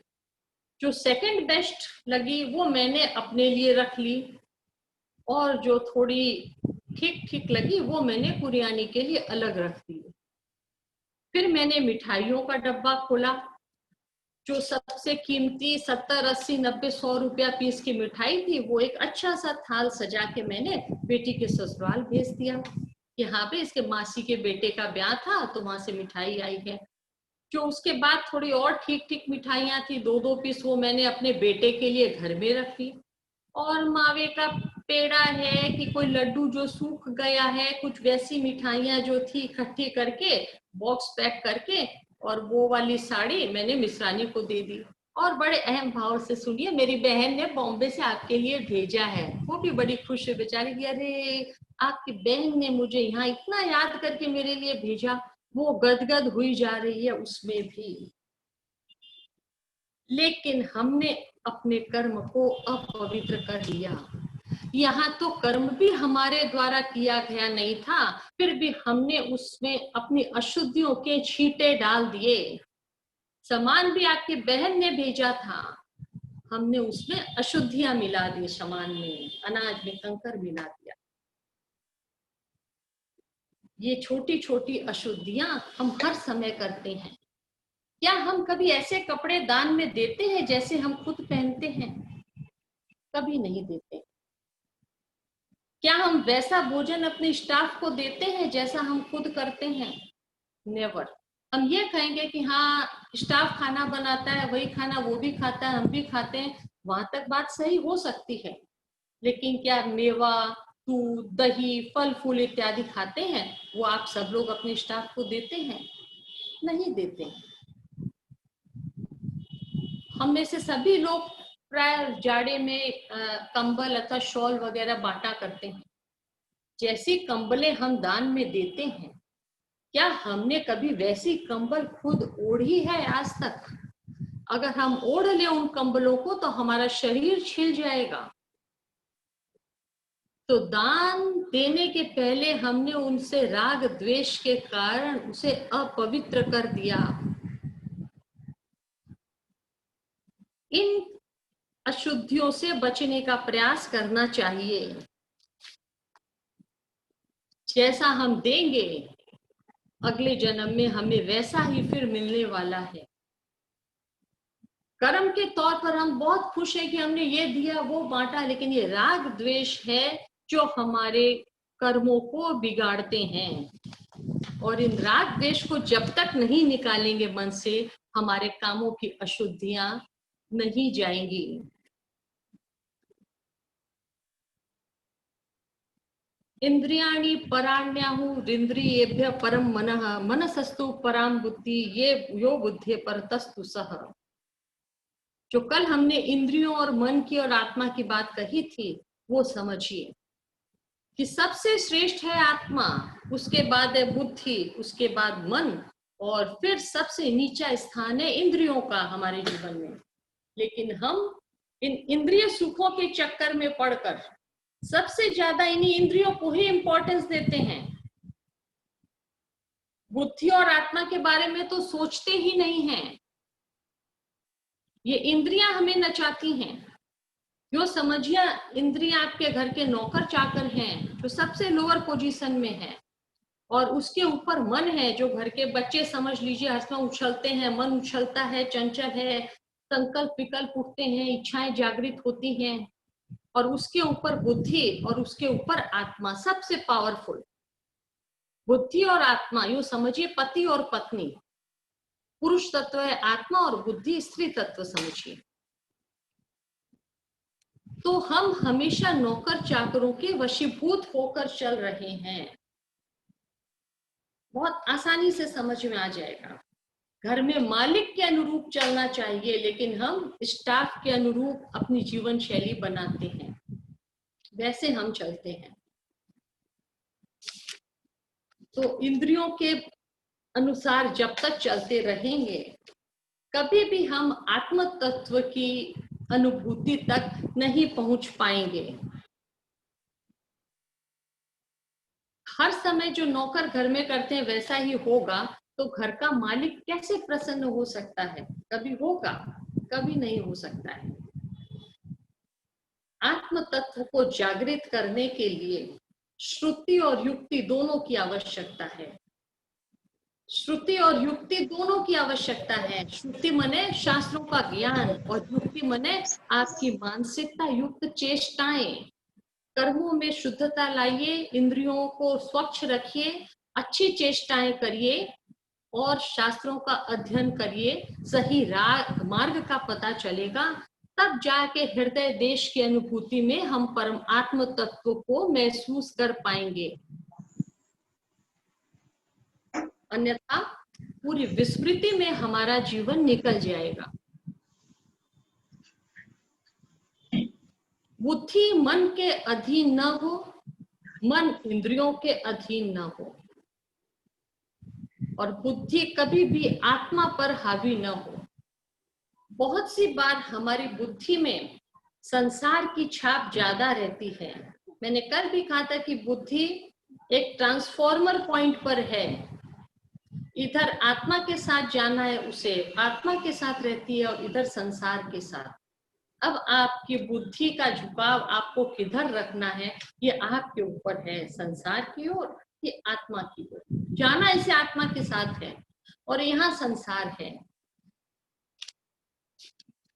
अब आपको कैसे करना है ये आपके ऊपर है। अब कृष्ण स्वधर्म का परिचय देते हैं कि अब जो आपकी यूनिक एबिलिटी है, विशिष्ट कर्म है, आपको उसके अनुसार कार्य करना है। वे कहते हैं अर्जुन को कि तुम क्षत्रिय हो तो तुम्हारा धर्म है, कर्तव्य धर्म है मारना, युद्ध में विजय प्राप्त करना, अधर्म का नाश करना। तो तुम्हारा ये क्षत्रिय धर्म, मैंने तुम्हें क्षत्रिय नहीं बनाया है। भगवान इस वर्ण व्यवस्था के संस्थापक हैं, लेकिन कौन व्यक्ति ब्राह्मण बनेगा, कौन क्षत्रिय, वैश्य, शूद्र, ये हर व्यक्ति अपने अपने गुण और कर्मों से ही बनता है। वो बनाने वाले ईश्वर नहीं हैं। प्रकृति के जो गुण हैं मनुष्य में, उससे मनुष्य स्वयं बनता है। पहले गुरुकुल में जाने के पश्चात ये वर्ण के अनुसार अलग अलग मार्गों में लोग जाते थे, लेकिन आज वर्ण व्यवस्था का औचित्य नहीं है। तो भगवान कहते हैं अर्जुन को कि तुम श्रेष्ठ बुद्धि वाले व्यक्ति हो, तो तुम्हें अपने धर्म का पालन करना चाहिए। कर्तव्य धर्म पर तुम अपना जोर दो, युद्ध करो। कृष्ण को लगा कि अर्जुन कहीं यह न सोच ले कि मैं उसे सिर्फ युद्ध में प्रेरित करने के लिए इतना ज्ञान दे रहा हूं। तब कृष्ण कहते हैं कि अर्जुन, ये ज्ञान जो तुम्हें दे रहा हूं ये नया नहीं है। यह ज्ञान यह सदियों से चला आ रहा है। एवं परंपरा प्राप्तम, बोले सबसे पहले मैंने यह ज्ञान सूर्य को दिया। सूर्य ने अपने पुत्र मनु को और मनु ने अपने पुत्र इक्ष्वाकु को यह ज्ञान प्रदान किया, और इस प्रकार वंश परंपरा से आगे बढ़ते बढ़ते यह ज्ञान सदियों से चला आ रहा है। तुम ऐसा मत जानना कि यह ज्ञान मैं तुम्हें पहली बार दे रहा हूं। अब देखिए, ज्ञान वहां से चला आ रहा है, लेकिन द्वापर युग आते आते ज्ञान क्षीण हो गया था। हर ज्ञान अगर कभी सही ढंग से न समझाया जाए, ज्ञान हो, कोई समाज हो, कोई संप्रदाय हो, कोई संस्था हो, सही ढंग से न आचरण में लाया जाए अथवा किसी गलत हाथों में पड़ जाए, तब भी उसका लोप होने लगता है। विद्या गलत हाथों में पड़ने से उसके गलत नतीजे निकलने लगते हैं। कई लोगों ने वेदों को कंठस्थ करके जीविका चलाना शुरू कर दिया। कईयों ने इतने कठिन शास्त्रीय मतांतर उजागर किए कि आम जन सामान्य से बहुत दूर हो गई ये वेदों का ज्ञान। और ये गीता क्या है? वेदों के ज्ञान का ही सार है। इसीलिए व्यास जी ने इसे पुनः, श्री कृष्ण ने गीता में पुनः ज्ञान दिया, इसको पुनर्जीवित करने के लिए। कोई भी ज्ञान जन सामान्य तक पहुंचाने के लिए जन सामान्य के बोलचाल वाली भाषा में दिया जाना चाहिए। एक बार नटवर लाल एक गांव गया। नटवर लाल के बिना आए हम कोई बात आसानी से नहीं समझ पाते हैं। नटवर लाल गांव गया, 12 बजे रेल से उतरा, 4 बजे उसे बस पकड़ के पास वाले गांव में जाना था। उसे बड़ी जोर की भूख लगी थी। दोपहर के समय स्टेशन पर गांव में पूरी सुनसान, कोई व्यक्ति नहीं। एक छोटी सी साइकिल की दुकान किनारे पर खुली थी। नटवर लाल ने उस साइकिल वाले से पूछा जाके कि भाई कहीं शुद्ध शाकाहारी भोजन मिलेगा? शुद्ध शाकाहारी भोजन मिलता है? तो साइकिल वाले ने कहा हाँ मिलता है ना। बोले कहाँ? बोले यहाँ से तुम दाहिना जाओ, 10 फुट जाने के बाद बायां घूम जाना, उसके बाद 4 फीट सीधा जाना, फिर उसके बाद बायां मुड़ जाना। बायां थोड़ा आगे जाते जाते करीब 10 मीटर चलने के बाद एक पीपल का पेड़ मिलेगा, वहां से तुम दाहिने घूम जाना। दाहिना घूमकर वहां एक बुढ़िया मिलेगी जो वहां प्याऊ लेकर बैठी रहती है, वहां से तुम बायां घूम जाना। फिर एक पतली पगडंडी का मार्ग है, वहां जाना और फिर बाएं तरफ जाके दाहिनी ओर घूम जाना। वहां एक दुकान है, तुम्हें शाकाहारी भोजन मिलेगा। बेचारा सारा नेविगेशन नोट करता गया। भूख लगी थी पेट में कि कैसे जाना है, दायां बायां पूरा नोट कर लिया। अब वो तपती धूप में बेचारा गया, पूछते पूछते लास्ट में वहां तक पहुंच गया। लेकिन संजोग से देखा दुकान तो बंद थी। वापस नेविगेशन लेके फिर स्टेशन तक आया। बोला अरे साइकिल वाले भैया, वो दुकान तो बंद थी, मुझे तो बड़ी जोरों की भूख लगी है, तो और कहीं मिल सकता है क्या? बोले वो दुकान बंद थी। बोले तो मुझे तो पता है कि वो बंद रहती है इस टाइम। बोले आपको पता है कि वो दुकान बंद रहती है, तब आपने मुझे वहां क्यों भेजा? बोले आपने पूछा खाना कहाँ मिलता है, मैंने बता दिया खाना कहाँ मिलता है। आपने तो ये नहीं कहा कि मुझे खाना है। अच्छा भाई ठीक है, अब आप बता दीजिए कृपा करके कि खाना मुझे कहाँ मिलेगा। बोले आप जहां गए थे उसी के अगला जो मोड़ है वहां दुकान है, वो रात दिन खुली रहती है। मेरे कहने का मतलब, जब इंसान समस्याओं के बीच घिरा हो तो कॉम्प्लिकेटेड सलाहें काम नहीं आती हैं। आसान मार्ग चाहिए जीवन में बताने वाला। एक तो हम यूं ही अपनी रोजमर्रा की जिंदगी से सब परेशान रहते हैं और कोई इतने कठिन मार्ग और बता दे कि ऐसे करना है, ऐसे करना है, ऐसे करना है, तो फिर गति हमारी नहीं हो सकती है। समस्याओं के समय सरल मार्ग बतलाने वाला आदमी चाहिए। कृष्ण बड़े सरल स्वभाव के थे। बात ही बात में सिखाते सिखाते अर्जुन को उन्होंने सब कुछ सिखा दिया। पांडित्य थोप कर किसी को भी कुछ भी नहीं सिखाया जा सकता है। देखिए मैं भी पूरी कोशिश कर रही हूं कि हर बात को जितनी आसानी से समझा पाऊं कि हर व्यक्ति आसानी से समझ जाए। समझने वाले की मानसिकता को समझकर कार्य समझाना चाहिए। कृष्ण अर्जुन के साथ प्रति वक्त इतना सरल व्यवहार रखते थे, इसीलिए अर्जुन कृष्ण की वास्तविकता को नहीं समझ पाया।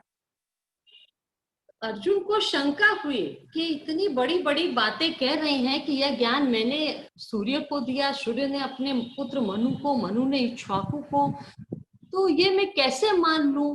तो कहता है कि कृष्ण आप बुरा नहीं माने तो एक बात कहूं, मैं और आप तो अभी पैदा हुए हैं, कथमे तद्विजानिया त्वमादो प्रोक्तम वानति। मैं कैसे मान लूं कि आपने यह ज्ञान सूर्य को दिया है? आप में तो अभी पैदा हुए हैं, विश्वास नहीं होता है। लगा कि शायद दोस्ती में ज्यादा ही हाथ दिया कृष्ण ने। तब कृष्ण ने अपने पावर और पोजीशन का एक एक पर्दा धीरे धीरे खोलना आरंभ किया। चौथे अध्याय के 5वें श्लोक में कृष्ण ने यह बताना शुरू कर दिया कि मैं ब्रह्म हूं और तुम जीव हो। कृष्ण कहते हैं कि तुम्हें कुछ याद नहीं रह सकता है अर्जुन, तुम जीव हो। बद्ध जीव होने के कारण इंसान की जब मरता है याददाश्त पे पर्दा गिर जाता है। तुम्हारे भी पिछले जन्म में याददाश्त पे पर्दा गिर गया, लेकिन मुझे सब कुछ याद है, मैं कुछ नहीं भूलता हूँ। और मैं अधर्म जहाँ व्याप्त हो गया है, इसीलिए मैं यहाँ धर्म की स्थापना के लिए आया हूँ। यदा यदा हि धर्मस्य ग्लानिर्भवति भारत। हे अर्जुन, जब जब धर्म की हानि होती है, अधर्म की वृद्धि होती है, तब मैं पुनः स्थापना करने के लिए धर्म की मैं संसार में आता हूँ। इस श्लोक से एक बात तो यह सिद्ध होती है कि दुनिया में कभी भी अधर्म विजयी नहीं हो सकता है। हाँ, कुछ समय के लिए अधर्म प्रकाशित हो सकता है, कुछ समय के लिए, लेकिन हमेशा के लिए प्रकाशित नहीं हो सकता है। अंततो गत्वा जीत सत्य की ही होती है। और धर्म की स्थापना के लिए भगवान या तो खुद आते हैं या अपने किसी प्रतिनिधि को भेज देते हैं। और धर्म की हानि का मतलब यह नहीं कि किसी हिंदू, मुस्लिम, सिख, ईसाई अथवा किसी कॉन्स्टिट्यूशनल धर्म, कोई लेबलाइज धर्म, संप्रदाय हानि नहीं, कर्तव्य कर्मों की हानि। गीता में हर जगह कर्तव्य धर्म मने कर्तव्य कर्म है। धर्म का मने है आपका जो कर्तव्य कर्म है, वही आपका वास्तविक धर्म है। सतयुग में चारों ओर धर्म फैला हुआ था, कहीं अधर्म था ही नहीं। कहीं एक जगह अधर्म होता, भगवान तुरंत प्रकट हो जाते, उसका नाश कर देते। त्रेता आते आते थोड़ा अधर्म बढ़ा, तब राम जी आए, कई जगहों पर अधर्म का नाश किया। द्वापर आते आते अधर्म बहुत अधिक बढ़ गया, तब 16 कलाओं से पूर्ण श्री कृष्ण को आना पड़ा धरती पर, और उन्होंने हस्तिनापुर में धर्म की स्थापना की। इसी तरह ब्रह्म जब धरती पर आते हैं तो साकार निराकार दोनों रूप में आते हैं। कभी कभी हम देखते हैं कि ब्रह्म निराकार रूप में भी जागृत होता है। जब साकार रूप में आते हैं उसकी तो हम अवतारवाद के रूप में चर्चाएं सुनते हैं, लेकिन जब ब्रह्म निराकार रूप में आते हैं तब सिर्फ हम महसूस करते हैं, हमें उनका रूप नहीं दिखलाई देता है। जब कभी हम बहुत तकलीफ में घिरे होते हैं, समस्याओं में घिरे होते हैं, एकाएक कोई फरिश्ता जीवन में ऐसा आता है जो हमारी सारी समस्याओं का हल करके चला जाता है। कोई व्यक्ति बनकर, कोई वस्तु बनकर, अथवा कोई परिस्थिति बनकर। ऐसा कैसे होता है? हमने प्रारब्ध में कभी किसी के प्रति अपने मन में निराकार ब्रह्म को हमने जागृत किया था, अपने हृदय में सत्य, प्रेम और करुणा को हमने जागृत किया था। उसी के फलस्वरूप आज वो निराकार ब्रह्म पुनः हमारे सामने उपस्थित हो जाता है। ऐसा कैसे होता है? पुण्य कर्मों का किया होया हुआ एक बीज किसी रूप हमारे सामने पुनः आता है। कभी कभी हम गलत कार्य करने को प्रवृत्त होते हैं, लेकिन अचानक कोई आके हमें रोक देता है कि नहीं, ये कार्य तुम्हारे लायक नहीं है, तुम मत करो। ये हमारे अंदर का भ्रम आकर हमें रोक देता है उस कार्य को रोकने के लिए। भगवान के आने का काम बड़े धरातल पर भी होता है और छोटे धरातल पर भी होता है। अपने भक्तों का वे कभी विनाश नहीं होने देते हैं। जो हमारे अंदर आत्मज्ञान जागृत होता है ना, वही आत्मज्ञान निराकार ब्रह्म का स्वरूप है। हमारा आत्मज्ञान ही निराकार ब्रह्म का स्वरूप है। एक औरत थी, गांव में रहती थी, गांव छोड़कर जा रही थी, अपना सारा कपड़ा अपड़ा गठड़ी में लेकर पास वाले गांव में। रास्ते में चलते चलते थक गई। एक ऊंट पर सवारी करने वाला व्यक्ति मिला, वह भी जा रहा था उसी रास्ते से। तो उस बुढ़िया ने कहा कि अरे बेटा, मेरी गठड़ी भारी है, क्या तुम इसे अपने ऊंट पर रख लोगे और मैं पीछे पीछे आ जाऊंगी, क्योंकि बोझा है, मुझसे उठ नहीं रहा है। तो और उसका अपना ऊंट, पर्सनल सवारी थी, ऊंट ऐसे कैसे किसी का सामान रख लेता। उसने कहा कि जब उठा नहीं सकती तो इतना बोझा लेकर क्यों आई माई? बोले नहीं, अब इस गांव में मेरा कोई नहीं है और पास वाले गांव में मेरी बहन का परिवार है, तो मैं सोचती हूँ कि अब मैं वहीं जाकर बस जाती हूँ। तो ऊंट वाले ने बात अनसुनी कर दी और आगे निकल गया। अरे मैले कुचैले कपड़े हैं, मैं किसका बोझा रखूं। थोड़ी दूर गया ऊंट वाला व्यक्ति, उसने मन में सोचा कि बुढ़िया यहाँ गांव से अपना घर बंद करके परमानेंट शिफ्ट हो रही है दूसरे गांव में, तो इस गठड़ी में जरूर कुछ धन, सोना चांदी कुछ अवश्य होगा। तो उसके मन में पाप का विचार आया, मैं सामान रख लेता हूँ और बुढ़िया पीछे आती रहेगी और मैं आगे चलता बनूंगा। तुरंत ऊंट को घुमाया, बुढ़िया के पास आया कि माई, मैं तो तेरे बेटे जैसा हूँ, चल तूने कहा तो मैं तेरा सामान रख ही लेता हूँ। और ऐसा कहकर उसकी गठड़ी को उठाया। तुरंत बुढ़िया ने हाथ पकड़ लिया कि खबरदार जो मेरी गठड़ी को छुआ है। बोले अरे अभी तो तुम कह रही थी कि ले चलो, अब क्या हो गया? बोले जो तुम्हें ज्ञान देकर गया है वही मुझे आकर चेता कर गया है। अब आप सोच के देखिए कि जब तक उसका मन पवित्र था, बुढ़िया का भी मन पवित्र था, सामने वाले के मन में अपवित्र विचार आए तो इधर इस बुढ़िया के भी मन में निराकार ब्रह्म जागृत हो गया इस बुढ़िया को बचाने के लिए। निराकार ब्रह्म जागृत हो गया कि जो तुम्हें ज्ञान देकर गया है, तो मेरा परमात्मा यहाँ मुझे भी ज्ञान देकर गया है कि इसको तू कतई अपना सामान मत देना। 3 मिनट के अंदर ही कैसी मानसिकता बदल गई और उसका बुढ़िया का सामान छिनताई होने से बच गया। यदा यदा हि धर्मस्य ग्लानिर्भवति भारत। जब अधर्म बढ़ता है भगवान इसी तरह से आते हैं उनकी रक्षा के लिए। एक नहीं हजारों दृष्टांत हमारे जीवन में होते हैं। कल हमने जो बात कही, आज हमारा दिमाग विचलित हो जाता है कि नहीं, मैं ऐसा नहीं करूंगा। तो हो सकता है होने वाली किसी दुर्घटना से हमें भगवान बचाना चाहते हो। ये समर्पण, विश्वास और अपने पूर्व जन्म के कर्मों से ही संभव है। हमने यदि जीवन में किसी की रक्षा की, किसी को बचाया, किसी की मदद की, तो आज वो ब्रह्म हमारा आत्मज्ञान बन के हमारे अंदर बार बार जागृत होता रहता है। व्यक्ति में पहले आसुरी वृत्ति नहीं थी तो बुढ़िया में भी नहीं थी, उसके में आसुरी वृत्ति आई तो इसमें दैवी गुण आ गए। बराबर हिसाब बराबर। इसी प्रकार दुर्योधन की राज्यसभा में भगवान वस्त्र बनकर आए। ईश्वर के सिद्धांत किसी भी युग में नहीं बदलते हैं। वो हर समय अपने भक्तों की रक्षा करने के लिए बराबर ईश्वर आते हैं। हम गीता क्यों पढ़ते हैं? कि जिससे हमारे सारे कर्म पवित्र हो जाएं और आगे का जीवन हमें अच्छा मिले। यदि हम अच्छे निष्काम कर्म करते जाएंगे तो पूरी तरह समर्पित भाव से करेंगे तो धीरे धीरे निवृत्ति की ओर बढ़ जाएंगे।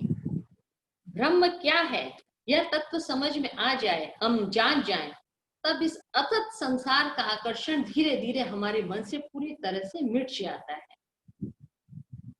असत से आवरण हट जाते हैं तो परमात्मा दूर नहीं है। तत्व से या सत्व से विमुख होने के कारण ही परमात्मा हमें दूर लगता है। वास्तव में परमात्मा दूर नहीं है। जिसके राग और द्वेष समाप्त हो गए हैं उसके आत्मज्ञान में प्रति क्षण ब्रह्म जागृत है। और आत्मज्ञान को जागृत करने के लिए मन से बुराइयों का हटना बहुत आवश्यक है। वीतराग भय क्रोधा मन मना मामुपाश्रिता, जिसके राग और द्वेष समाप्त हो चुके हैं, जिसके मन से भय और आसक्ति समाप्त हो चुकी है, वो उसके लिए ईश्वर के द्वार हमेशा खुले रहते हैं। कई बार हम संसार में डर के मारे भी झूठ बोल देते हैं, गलत कार्य कर देते हैं।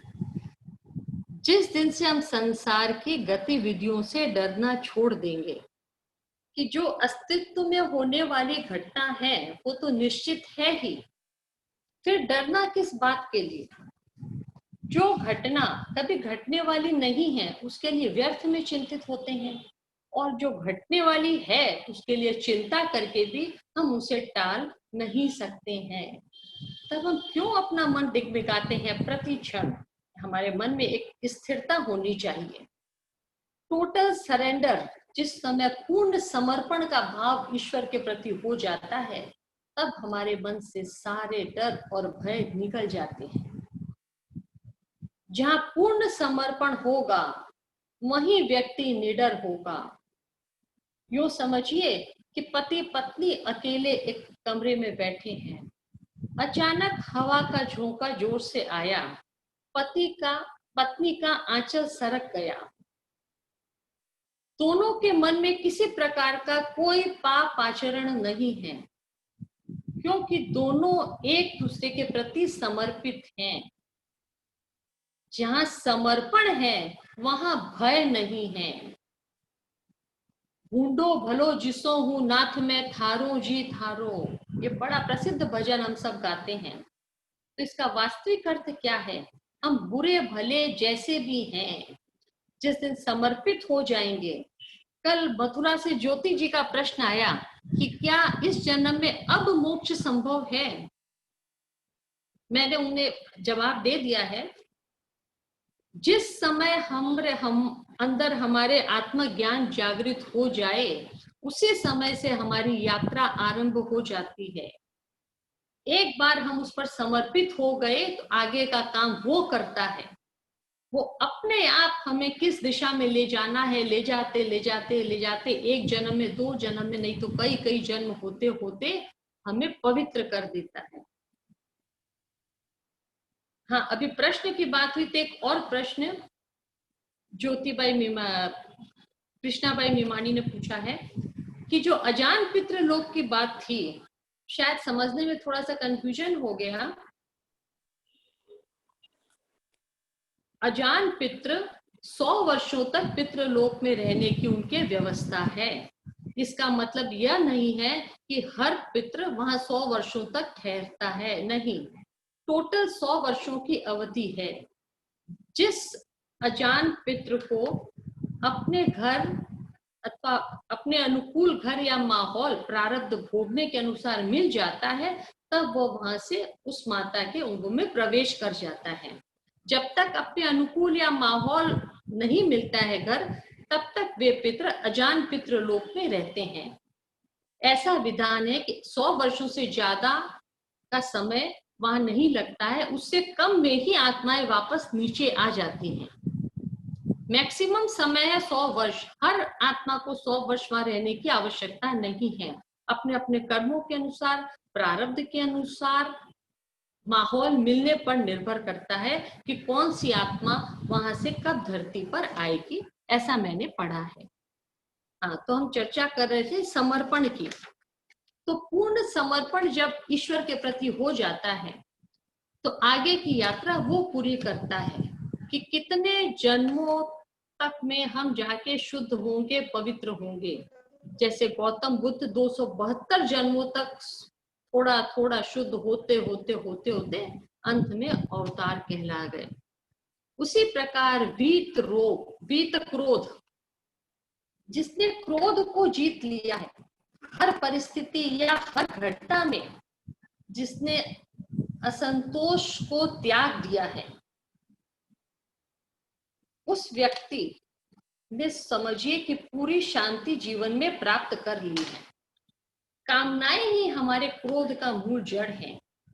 अगर कामनाएं पूरी हो गई तो लोभ, पूरी नहीं हुई तो क्रोध। ये काम, क्रोध, लोभ, ये तीनों ट्रायंगल चलता है, इसी के बीच में हमारा जीवन घूमता रहता है, काम, क्रोध और लोभ। जब पूरी तरह हम ईश्वर पर विश्वास करने लग जाते हैं तो राग, भय, द्वेष समाप्त हो जाते हैं। और फिर क्रोध किस पर करें? अगर दुख है तो उसका कारण हम खुद हैं, अगर सुख है तो उसका कारण भी, सुखी है उसका कारण भी हम खुद हैं। जिस दिन हम इस सत्य को समझ जाएंगे तो हमारे अंदर के क्रोध अपने आप समाप्त हो जाएंगे। भगवान कहते हैं कि मैं किसी भी चीज का कर्ता नहीं हूं, न कर्तृत्वम न कर्माणि लोकस्य सृजति प्रभु। भगवान न कुछ करते हैं किसी के लिए, न कुछ देते हैं। जिन्हें इच्छा पूर्ति करनी होती है वे देवताओं की शरण में जाते हैं।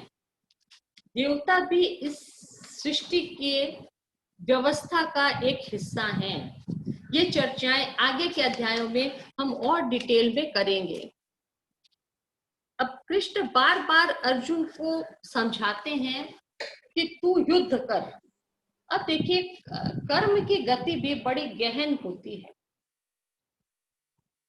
बाहरी रूप से देखें तो पांडवों ने भी युद्ध किया और कौरवों ने भी युद्ध किया। दोनों पक्षों ने, क्षत्रियों ने युद्ध किया। पांडवों ने धर्म की रक्षा के लिए युद्ध किया, इसलिए उन्हें सद्गति मिली। लेकिन कौरवों ने अधर्म का साथ देने के लिए युद्ध मिला, इसलिए वे सारे नरकगामी हुए। उनके कर्म विकर्ण की श्रेणी में आ गए। संसार में जो लोग कर्मों को सही नहीं कर पाते हैं वे कभी भी अपने समय को नहीं बदल पाते हैं। ये जो मनुष्य जीवन हमें मिला है बड़ी सावधानी से कर्म करने के लिए है। चतरिया झीणी रे झीणी, राम नाम रस ओढ़ी चुनरिया, ज्यों की त्यों धर दीदी चदरिया झीणी रे झीणी। एक दामन पर एक दाग भी न लगने दें। कर्मों की चादर को इतनी सावधानी से ओढ़ा जाए कि कर्म का बंधन न होने दें। बंधन मुक्त होकर कर्म करें। योगा कर्मसु कौशलम, इतनी कुशलता से कर्म करें कि कोई बंधन नहीं रहे। बिना किसी चीज से अटैच्ड हुए कर्म करो और निकल जाओ। जिससे स्मार्ट मधुमक्खी होती है, फूल के किनारे बैठती है, रस पीती है, उड़ जाती है। और थोड़ी मूर्ख होती है, वह उसी रस के अंदर चिपक के मर जाती है। तो हमें संसार में भोगों के बीच में डूबना नहीं है, इंद्रिय सुखों में तैर कर निकल जाना है। मृत्य तृप्त रहना है। निराशीर यत चित्तात्मा त्यक्त सर्व परिग्रह। बिना किसी कामना के, बिना राग के, बिना द्वेष के शांत बने रहना। साक्षी भाव से संसार में रहना, दृष्टा भाव से। ये दृष्टा भाव क्या होता है समझिए कि आप आंख बंद करके महसूस कीजिए कि मैं एक शुद्ध आत्मा हूं। यह शरीर है, ये मत सोचिए कि ये मैं हूं, कर रही हूं। शरीर को अपने से अलग महसूस करके देखिए और आप सोचिए मैं अलग हूं, शरीर अलग है। मन आत्मज्ञान में स्थिर रहे और शरीर से संसार के कर्म करते रहे, इसे कहते हैं दृष्टा भाव, साक्षी भाव।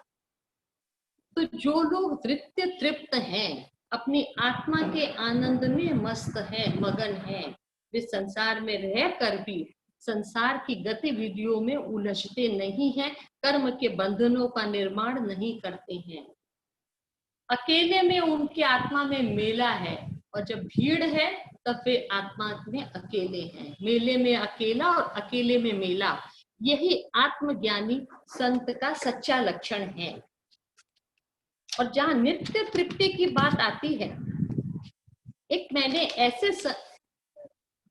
ऐसे संत के बारे में सुना है कि जो केवल ईश्वर भक्ति के लिए ही अपना गान करते हैं, केवल ईश्वर भक्ति के लिए बात करते हैं। कुछ लोग होते हैं जो संगीत सिखाते हैं घर घर जाकर फीस लेते हैं, सिखा दिया बच्चा जितना सीखा ठीक है। कुछ लोग होते हैं जो बड़े पार्टी में हॉल में गाना गाते हैं, उन्हें पैसा भले कम मिले लेकिन वाहवाही चाहिए, तालियां चाहिए। और तीसरे वे लोग होते हैं जो अपनी आत्मा के लिए, स्वांत सुखाय के लिए भजन गाते हैं। ऐसा ही एक नाम है हरिदास जी का, हरि राय जी का, जो थे अकबर के दरबार के जो तानसेन प्रसिद्ध गायक था उसके गुरु। एक बार अकबर ने तानसेन से कहा कि तुम इतना अच्छा गाना गाते हो, तो जिन्होंने तुम्हें संगीत सिखाया वे कितना अच्छा गाना गाते होंगे। उसने कहा बिल्कुल हजूर। तो बोले तुम उन्हें यहाँ हमारे दरबार में लेकर आओ, हम उन्हें सम्मान से नवाजेंगे। तो कहा कि नहीं हजूर, वे तो नहीं आएंगे, वे सिर्फ परमात्मा के लिए गाते हैं। बोले ऐसा कैसे हो सकता है? अकबर को ये बात अच्छी नहीं लगी।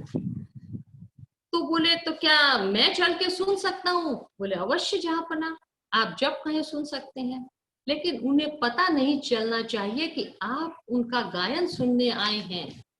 उसमें ऐसी क्रिया अगर होगी तो उन्हें लगेगा कि उनके अंदर अभिमान आ जाएगा, इसलिए वे गाना बंद कर देंगे अगर कोई सुनता हुआ नजर आएगा। तो ऐसे प्लानिंग करके दोनों जन गए। बोले ठीक है, चुपचाप पीछे से रास्ते से जाएंगे। जमुना नदी पार करके वे हरि राय जी की कुटिया के बाहर आए। सुबह तड़के 5 बजे वे अपने स्नान ध्यान से निवृत्त होके प्रभु के भजन में शांत चित्त से लीन, बिल्कुल मधुर राग में विनम्र भाव से प्रभु की भक्ति कर रहे थे, गायन कर रहे थे। इतना सुंदर गायन, इतनी कंठ में मिठास, विनम्रता, समर्पण कि लग रहा था कि साक्षात ब्रह्म और जीव का मिलन उस कुटिया में हो रहा है। इतनी शांति, इतनी स्निग्धता, केवल बाहर थोड़े पत्तों के फड़कने की आवाज। अकबर बीरबल बाहर कान लगा के सुनते गए। जैसे ही उन्होंने भजन समाप्त किया, दबे पांव दोनों वापस महल में आ गए। मंदिर की सीढ़ियां चढ़ते चढ़ते अकबर ने बीरबल से, तानसेन से कहा, तानसेन तुम इतना अच्छा क्यों नहीं गाते हो? तानसेन ने एक ही जवाब दिया, हजूर मैं दिल्ली के बादशाह को प्रसन्न करने के लिए गाता हूँ और मेरे गुरु समस्त सृष्टि के बादशाह की प्रसन्नता के लिए गाते हैं। मैं उनकी बराबरी नहीं कर सकता हूँ। वो अपने स्वार्थ सुखाय के लिए और अपने परमात्मा के स्वार्थ सुखाय के लिए गाते हैं। वो गाना अपने आप में अद्वितीय है, जो समझिए जीव और शिव का साक्षात स्वरों का मिलन है। वह है निराशीर्यत चित्तात्मा त्यक्त सर्व परिग्रह। सब कुछ छोड़ के आत्मानंद में, निजानंद में जो आदमी मशगूल होकर कार्य करता है, उसके कार्यों की पवित्रता असीम है। हम तो एक छोटा सा कार्य करेंगे, हमें तालियां और वाहवाही और मीठे बोल, हम अपनी आत्मा से जुड़ ही नहीं पाते हैं। हमें ईमानदारी के साथ अपनी आत्मा से जुड़ने का प्रयास करना चाहिए। न स्वामित्व का भाव, न अभिमान का भाव, न संग्रह का भाव। निराशीर्यत चित्तात्मा त्यक्त सर्व परिग्रह। तो ये होता है आत्म तत्व से जुड़ने की बात।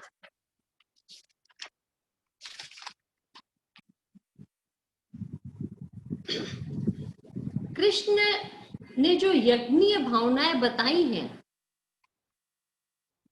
कि सबका साथ, सबका विकास, सबके साथ मिलकर चलना, और कृष्ण ने एक नहीं अनेक स्थानों पर अनेक यज्ञों की चर्चा की है। तन मन धन सबके द्वारा मनुष्य यज्ञ कर सकता है। कर्मकांडी यज्ञ तो जिनके पास धन हो वे कर सकते हैं। बड़े बड़े यज्ञ, राजस्व यज्ञ, अश्वमेध यज्ञ हर व्यक्ति नहीं कर सकता।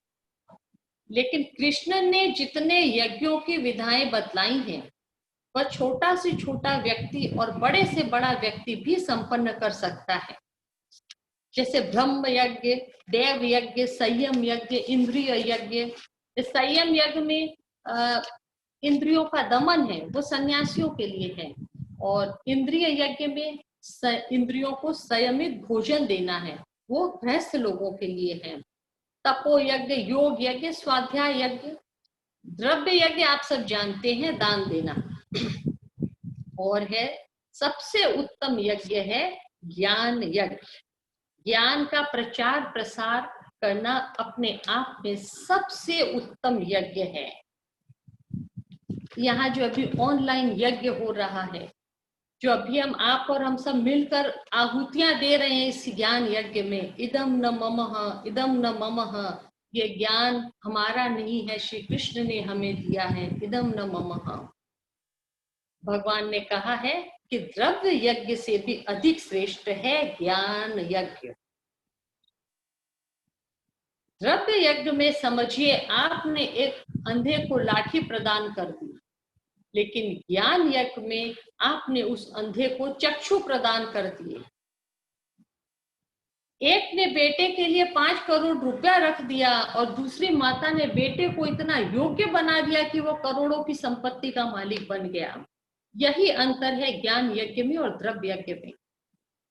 ज्ञान यज्ञ के द्वारा व्यक्ति इतना समर्थ और सक्षम हो जाएगा कि वो हर तरह के यज्ञों के कार्य खुद ब खुद संपन्न करने के योग्य हो जाएगा।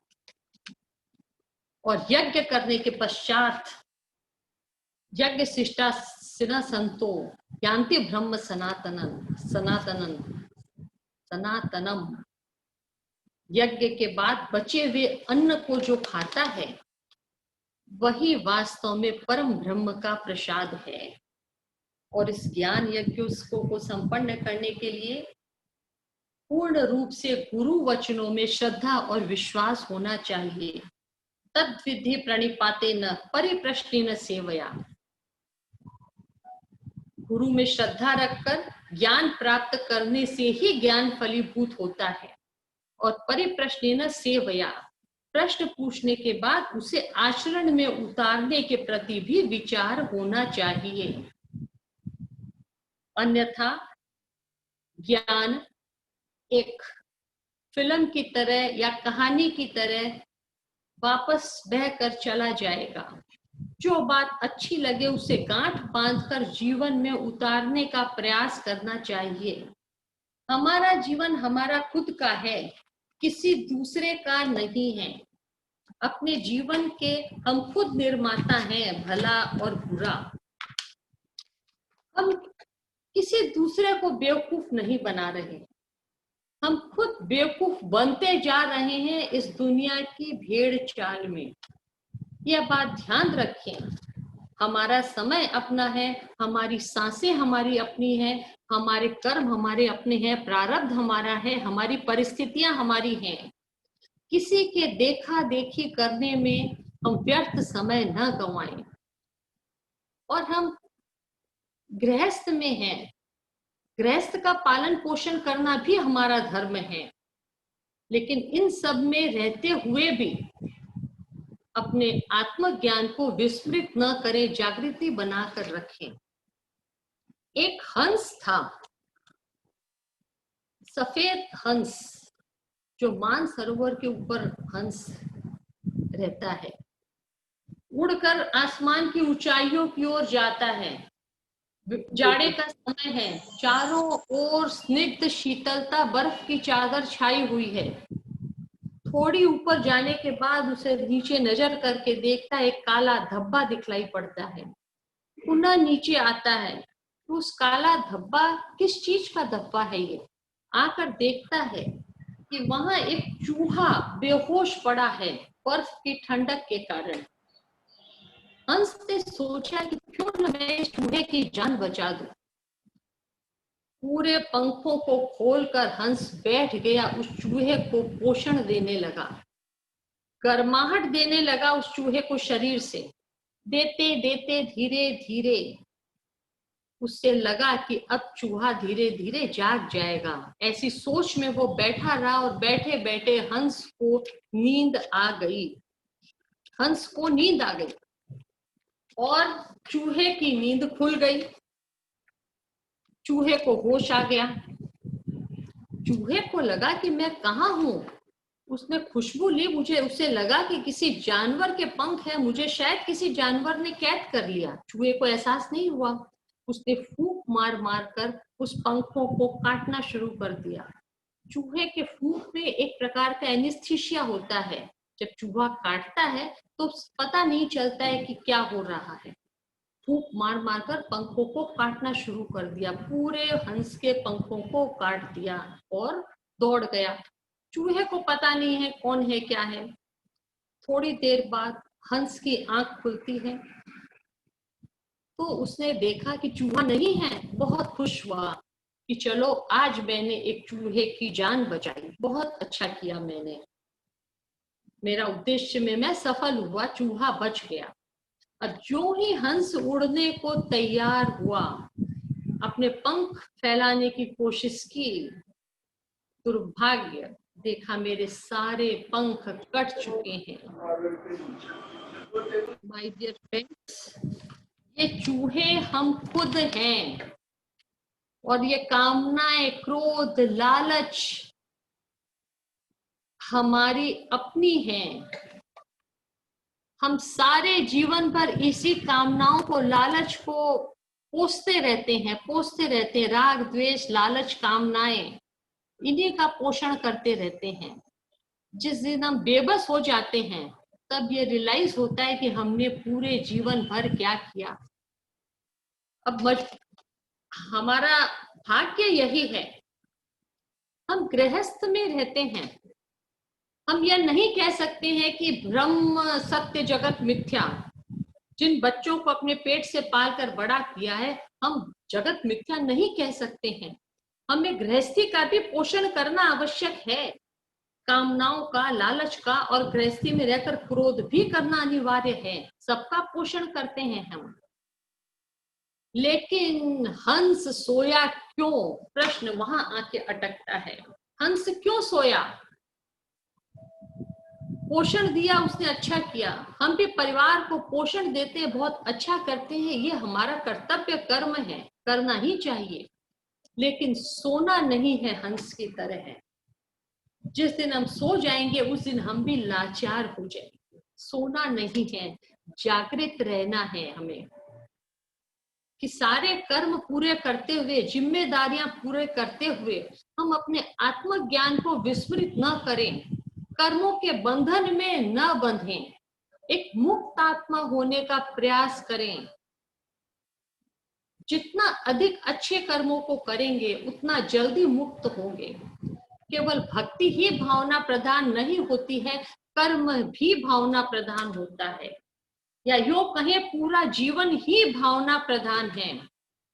समाज में, परिवार में रहेंगे, हर समय कुछ न कुछ छींटे अवश्य गिरेंगे आपके ऊपर, लेकिन उन छींटों से डर के, परिस्थितियों के छींटे, आचरण के छींटे, कुछ परेशानियों के छींटे, मानहानि के छींटे अलग अलग पड़ेंगे, लेकिन उनसे विचलित नहीं होकर सत्य पर बने रहना है, अपनी ईश्वर पर आस्था पर बने रहना है, कर्मों को पवित्र रखना है। प्रति क्षण कर्मों को, विचलित कर्मों से नहीं होना है।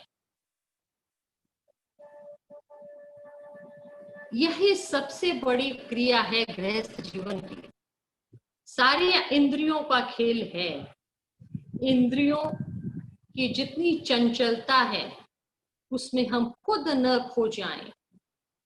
जो हमारे जीवन के 4 आश्रम हैं, गृहस्थ, ब्रह्मचर्य, बाणप्रस्थ, गृहस्थ और संन्यास। ब्रह्मचर्य, गृहस्थ, बाणप्रस्थ, संन्यास।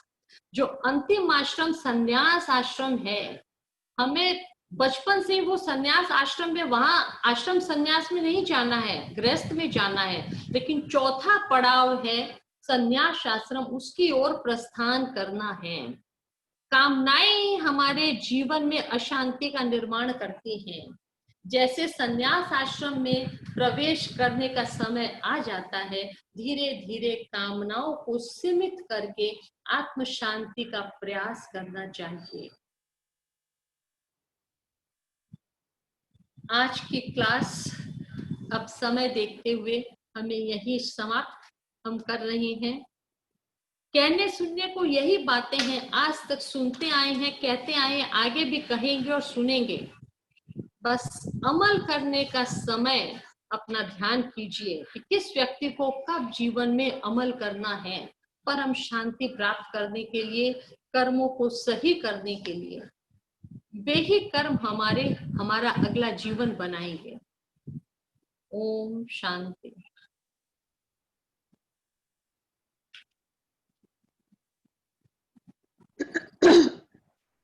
जय श्री कृष्ण जी। बहुत ही सुंदर बोला, आपको देख के मामी जी की याद।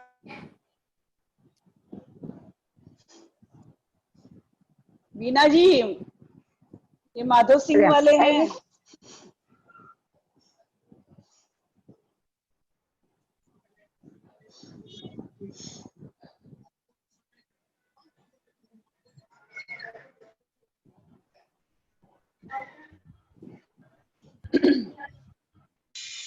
बीना जी, हाँ, माधव सिंह वाले हैं।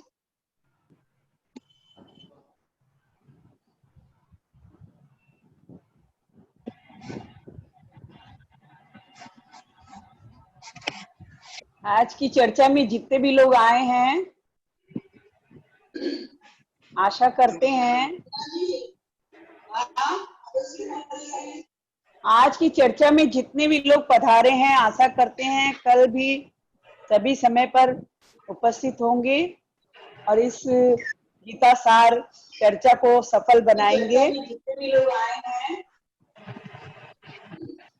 आशा करते हैं। जमुना जी, मैं भी माधव सिंह रही हूँ। जय श्री कृष्ण जय श्री कृष्ण, मैं भी माधव सिंह रही हूँ। हाँ, जय श्री कृष्णा। जय श्री जय श्री कृष्ण बोलू, मैं भी माधव सिंह रही हूँ। हाँ। बीना जी का माधव सिंह है क्या? ये तो बड़े बड़े बीना जी माधव सिंह की बेटी है क्या? बीना जी का बुआ जी माधव सिंह। हाँ, बीना जी का बुआ जी कौन है? किन्ने दियोड़ा है?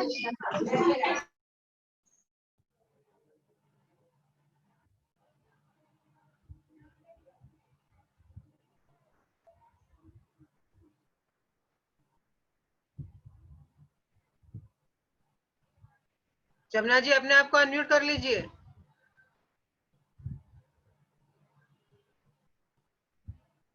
जमुना जी, अपने आप को अनम्यूट कर लीजिए। म्यूट कर लिए। अनम्यूट करना है कि म्यूट करना है? नहीं, अनम्यूट। आप बोलिए। अब आप बोलिए। नहीं, बस वही है कि सभी लोग आते हैं तो एक कार्यक्रम सफल होता है और बस सब कल सभी इसी टाइम में उपस्थित हो जाए। और अभी कितने लोग हैं? अभी इसके अंदर में निकल रहे हैं सब? हाँ, आप निकलने लग गए हैं लोग। हाँ, अपने बीच में पुरुषोत्तम जी भी आए थे, मैंने देखा था। देखा, पुरुषोत्तम जी आए थे सभा से, और भी कई लोग थे। तो इसी तरह बस बढ़िया है। और आपकी आवाज नहीं आ रही है रेखा जी। रेखा की आवाज नहीं आ रही। जो भी आते हैं उनका स्वागत हम शब्दों से ही कर सकते हैं, बीच में डिस्टर्ब नहीं कर सकते हैं। तो मैसेज लिख के ही हम उनका स्वागत कर सकते हैं। तो मैंने लिखा, जो भी ज्वाइन हुए हैं सभी का स्वागत है। तो सभी से अनुरोध है कल पुनः समय से ज्वाइन करें। आशा है आप सब इस ज्ञान का आनंद ले। तो कल पुनः मिलते हैं 4 बजे। धन्यवाद। रेखा, आज मेरी दीदी भी आई थी। रेखा, ये अच्छा है ना, सब ज्वाइन कर रहे हैं तो बढ़िया है। मेरी माधव सिंह की बहन, सिलीगुड़ी की सिस्टर, दोनों ही थी। पटना से मेरी आंटी थी, इंदौर से मेरी आंटी थी, इंदौर में। हैदराबाद से मेरी बुआ सासू जी थी, बाकी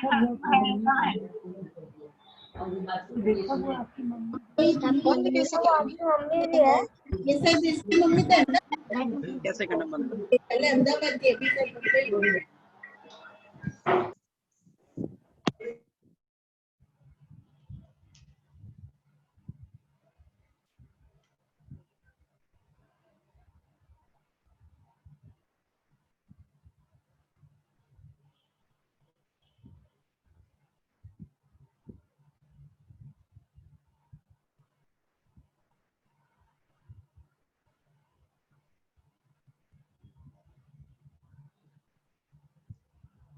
आज का कार्यक्रम यही समाप्त करते हैं। कल हम सब फिर मिलेंगे इसी जगह।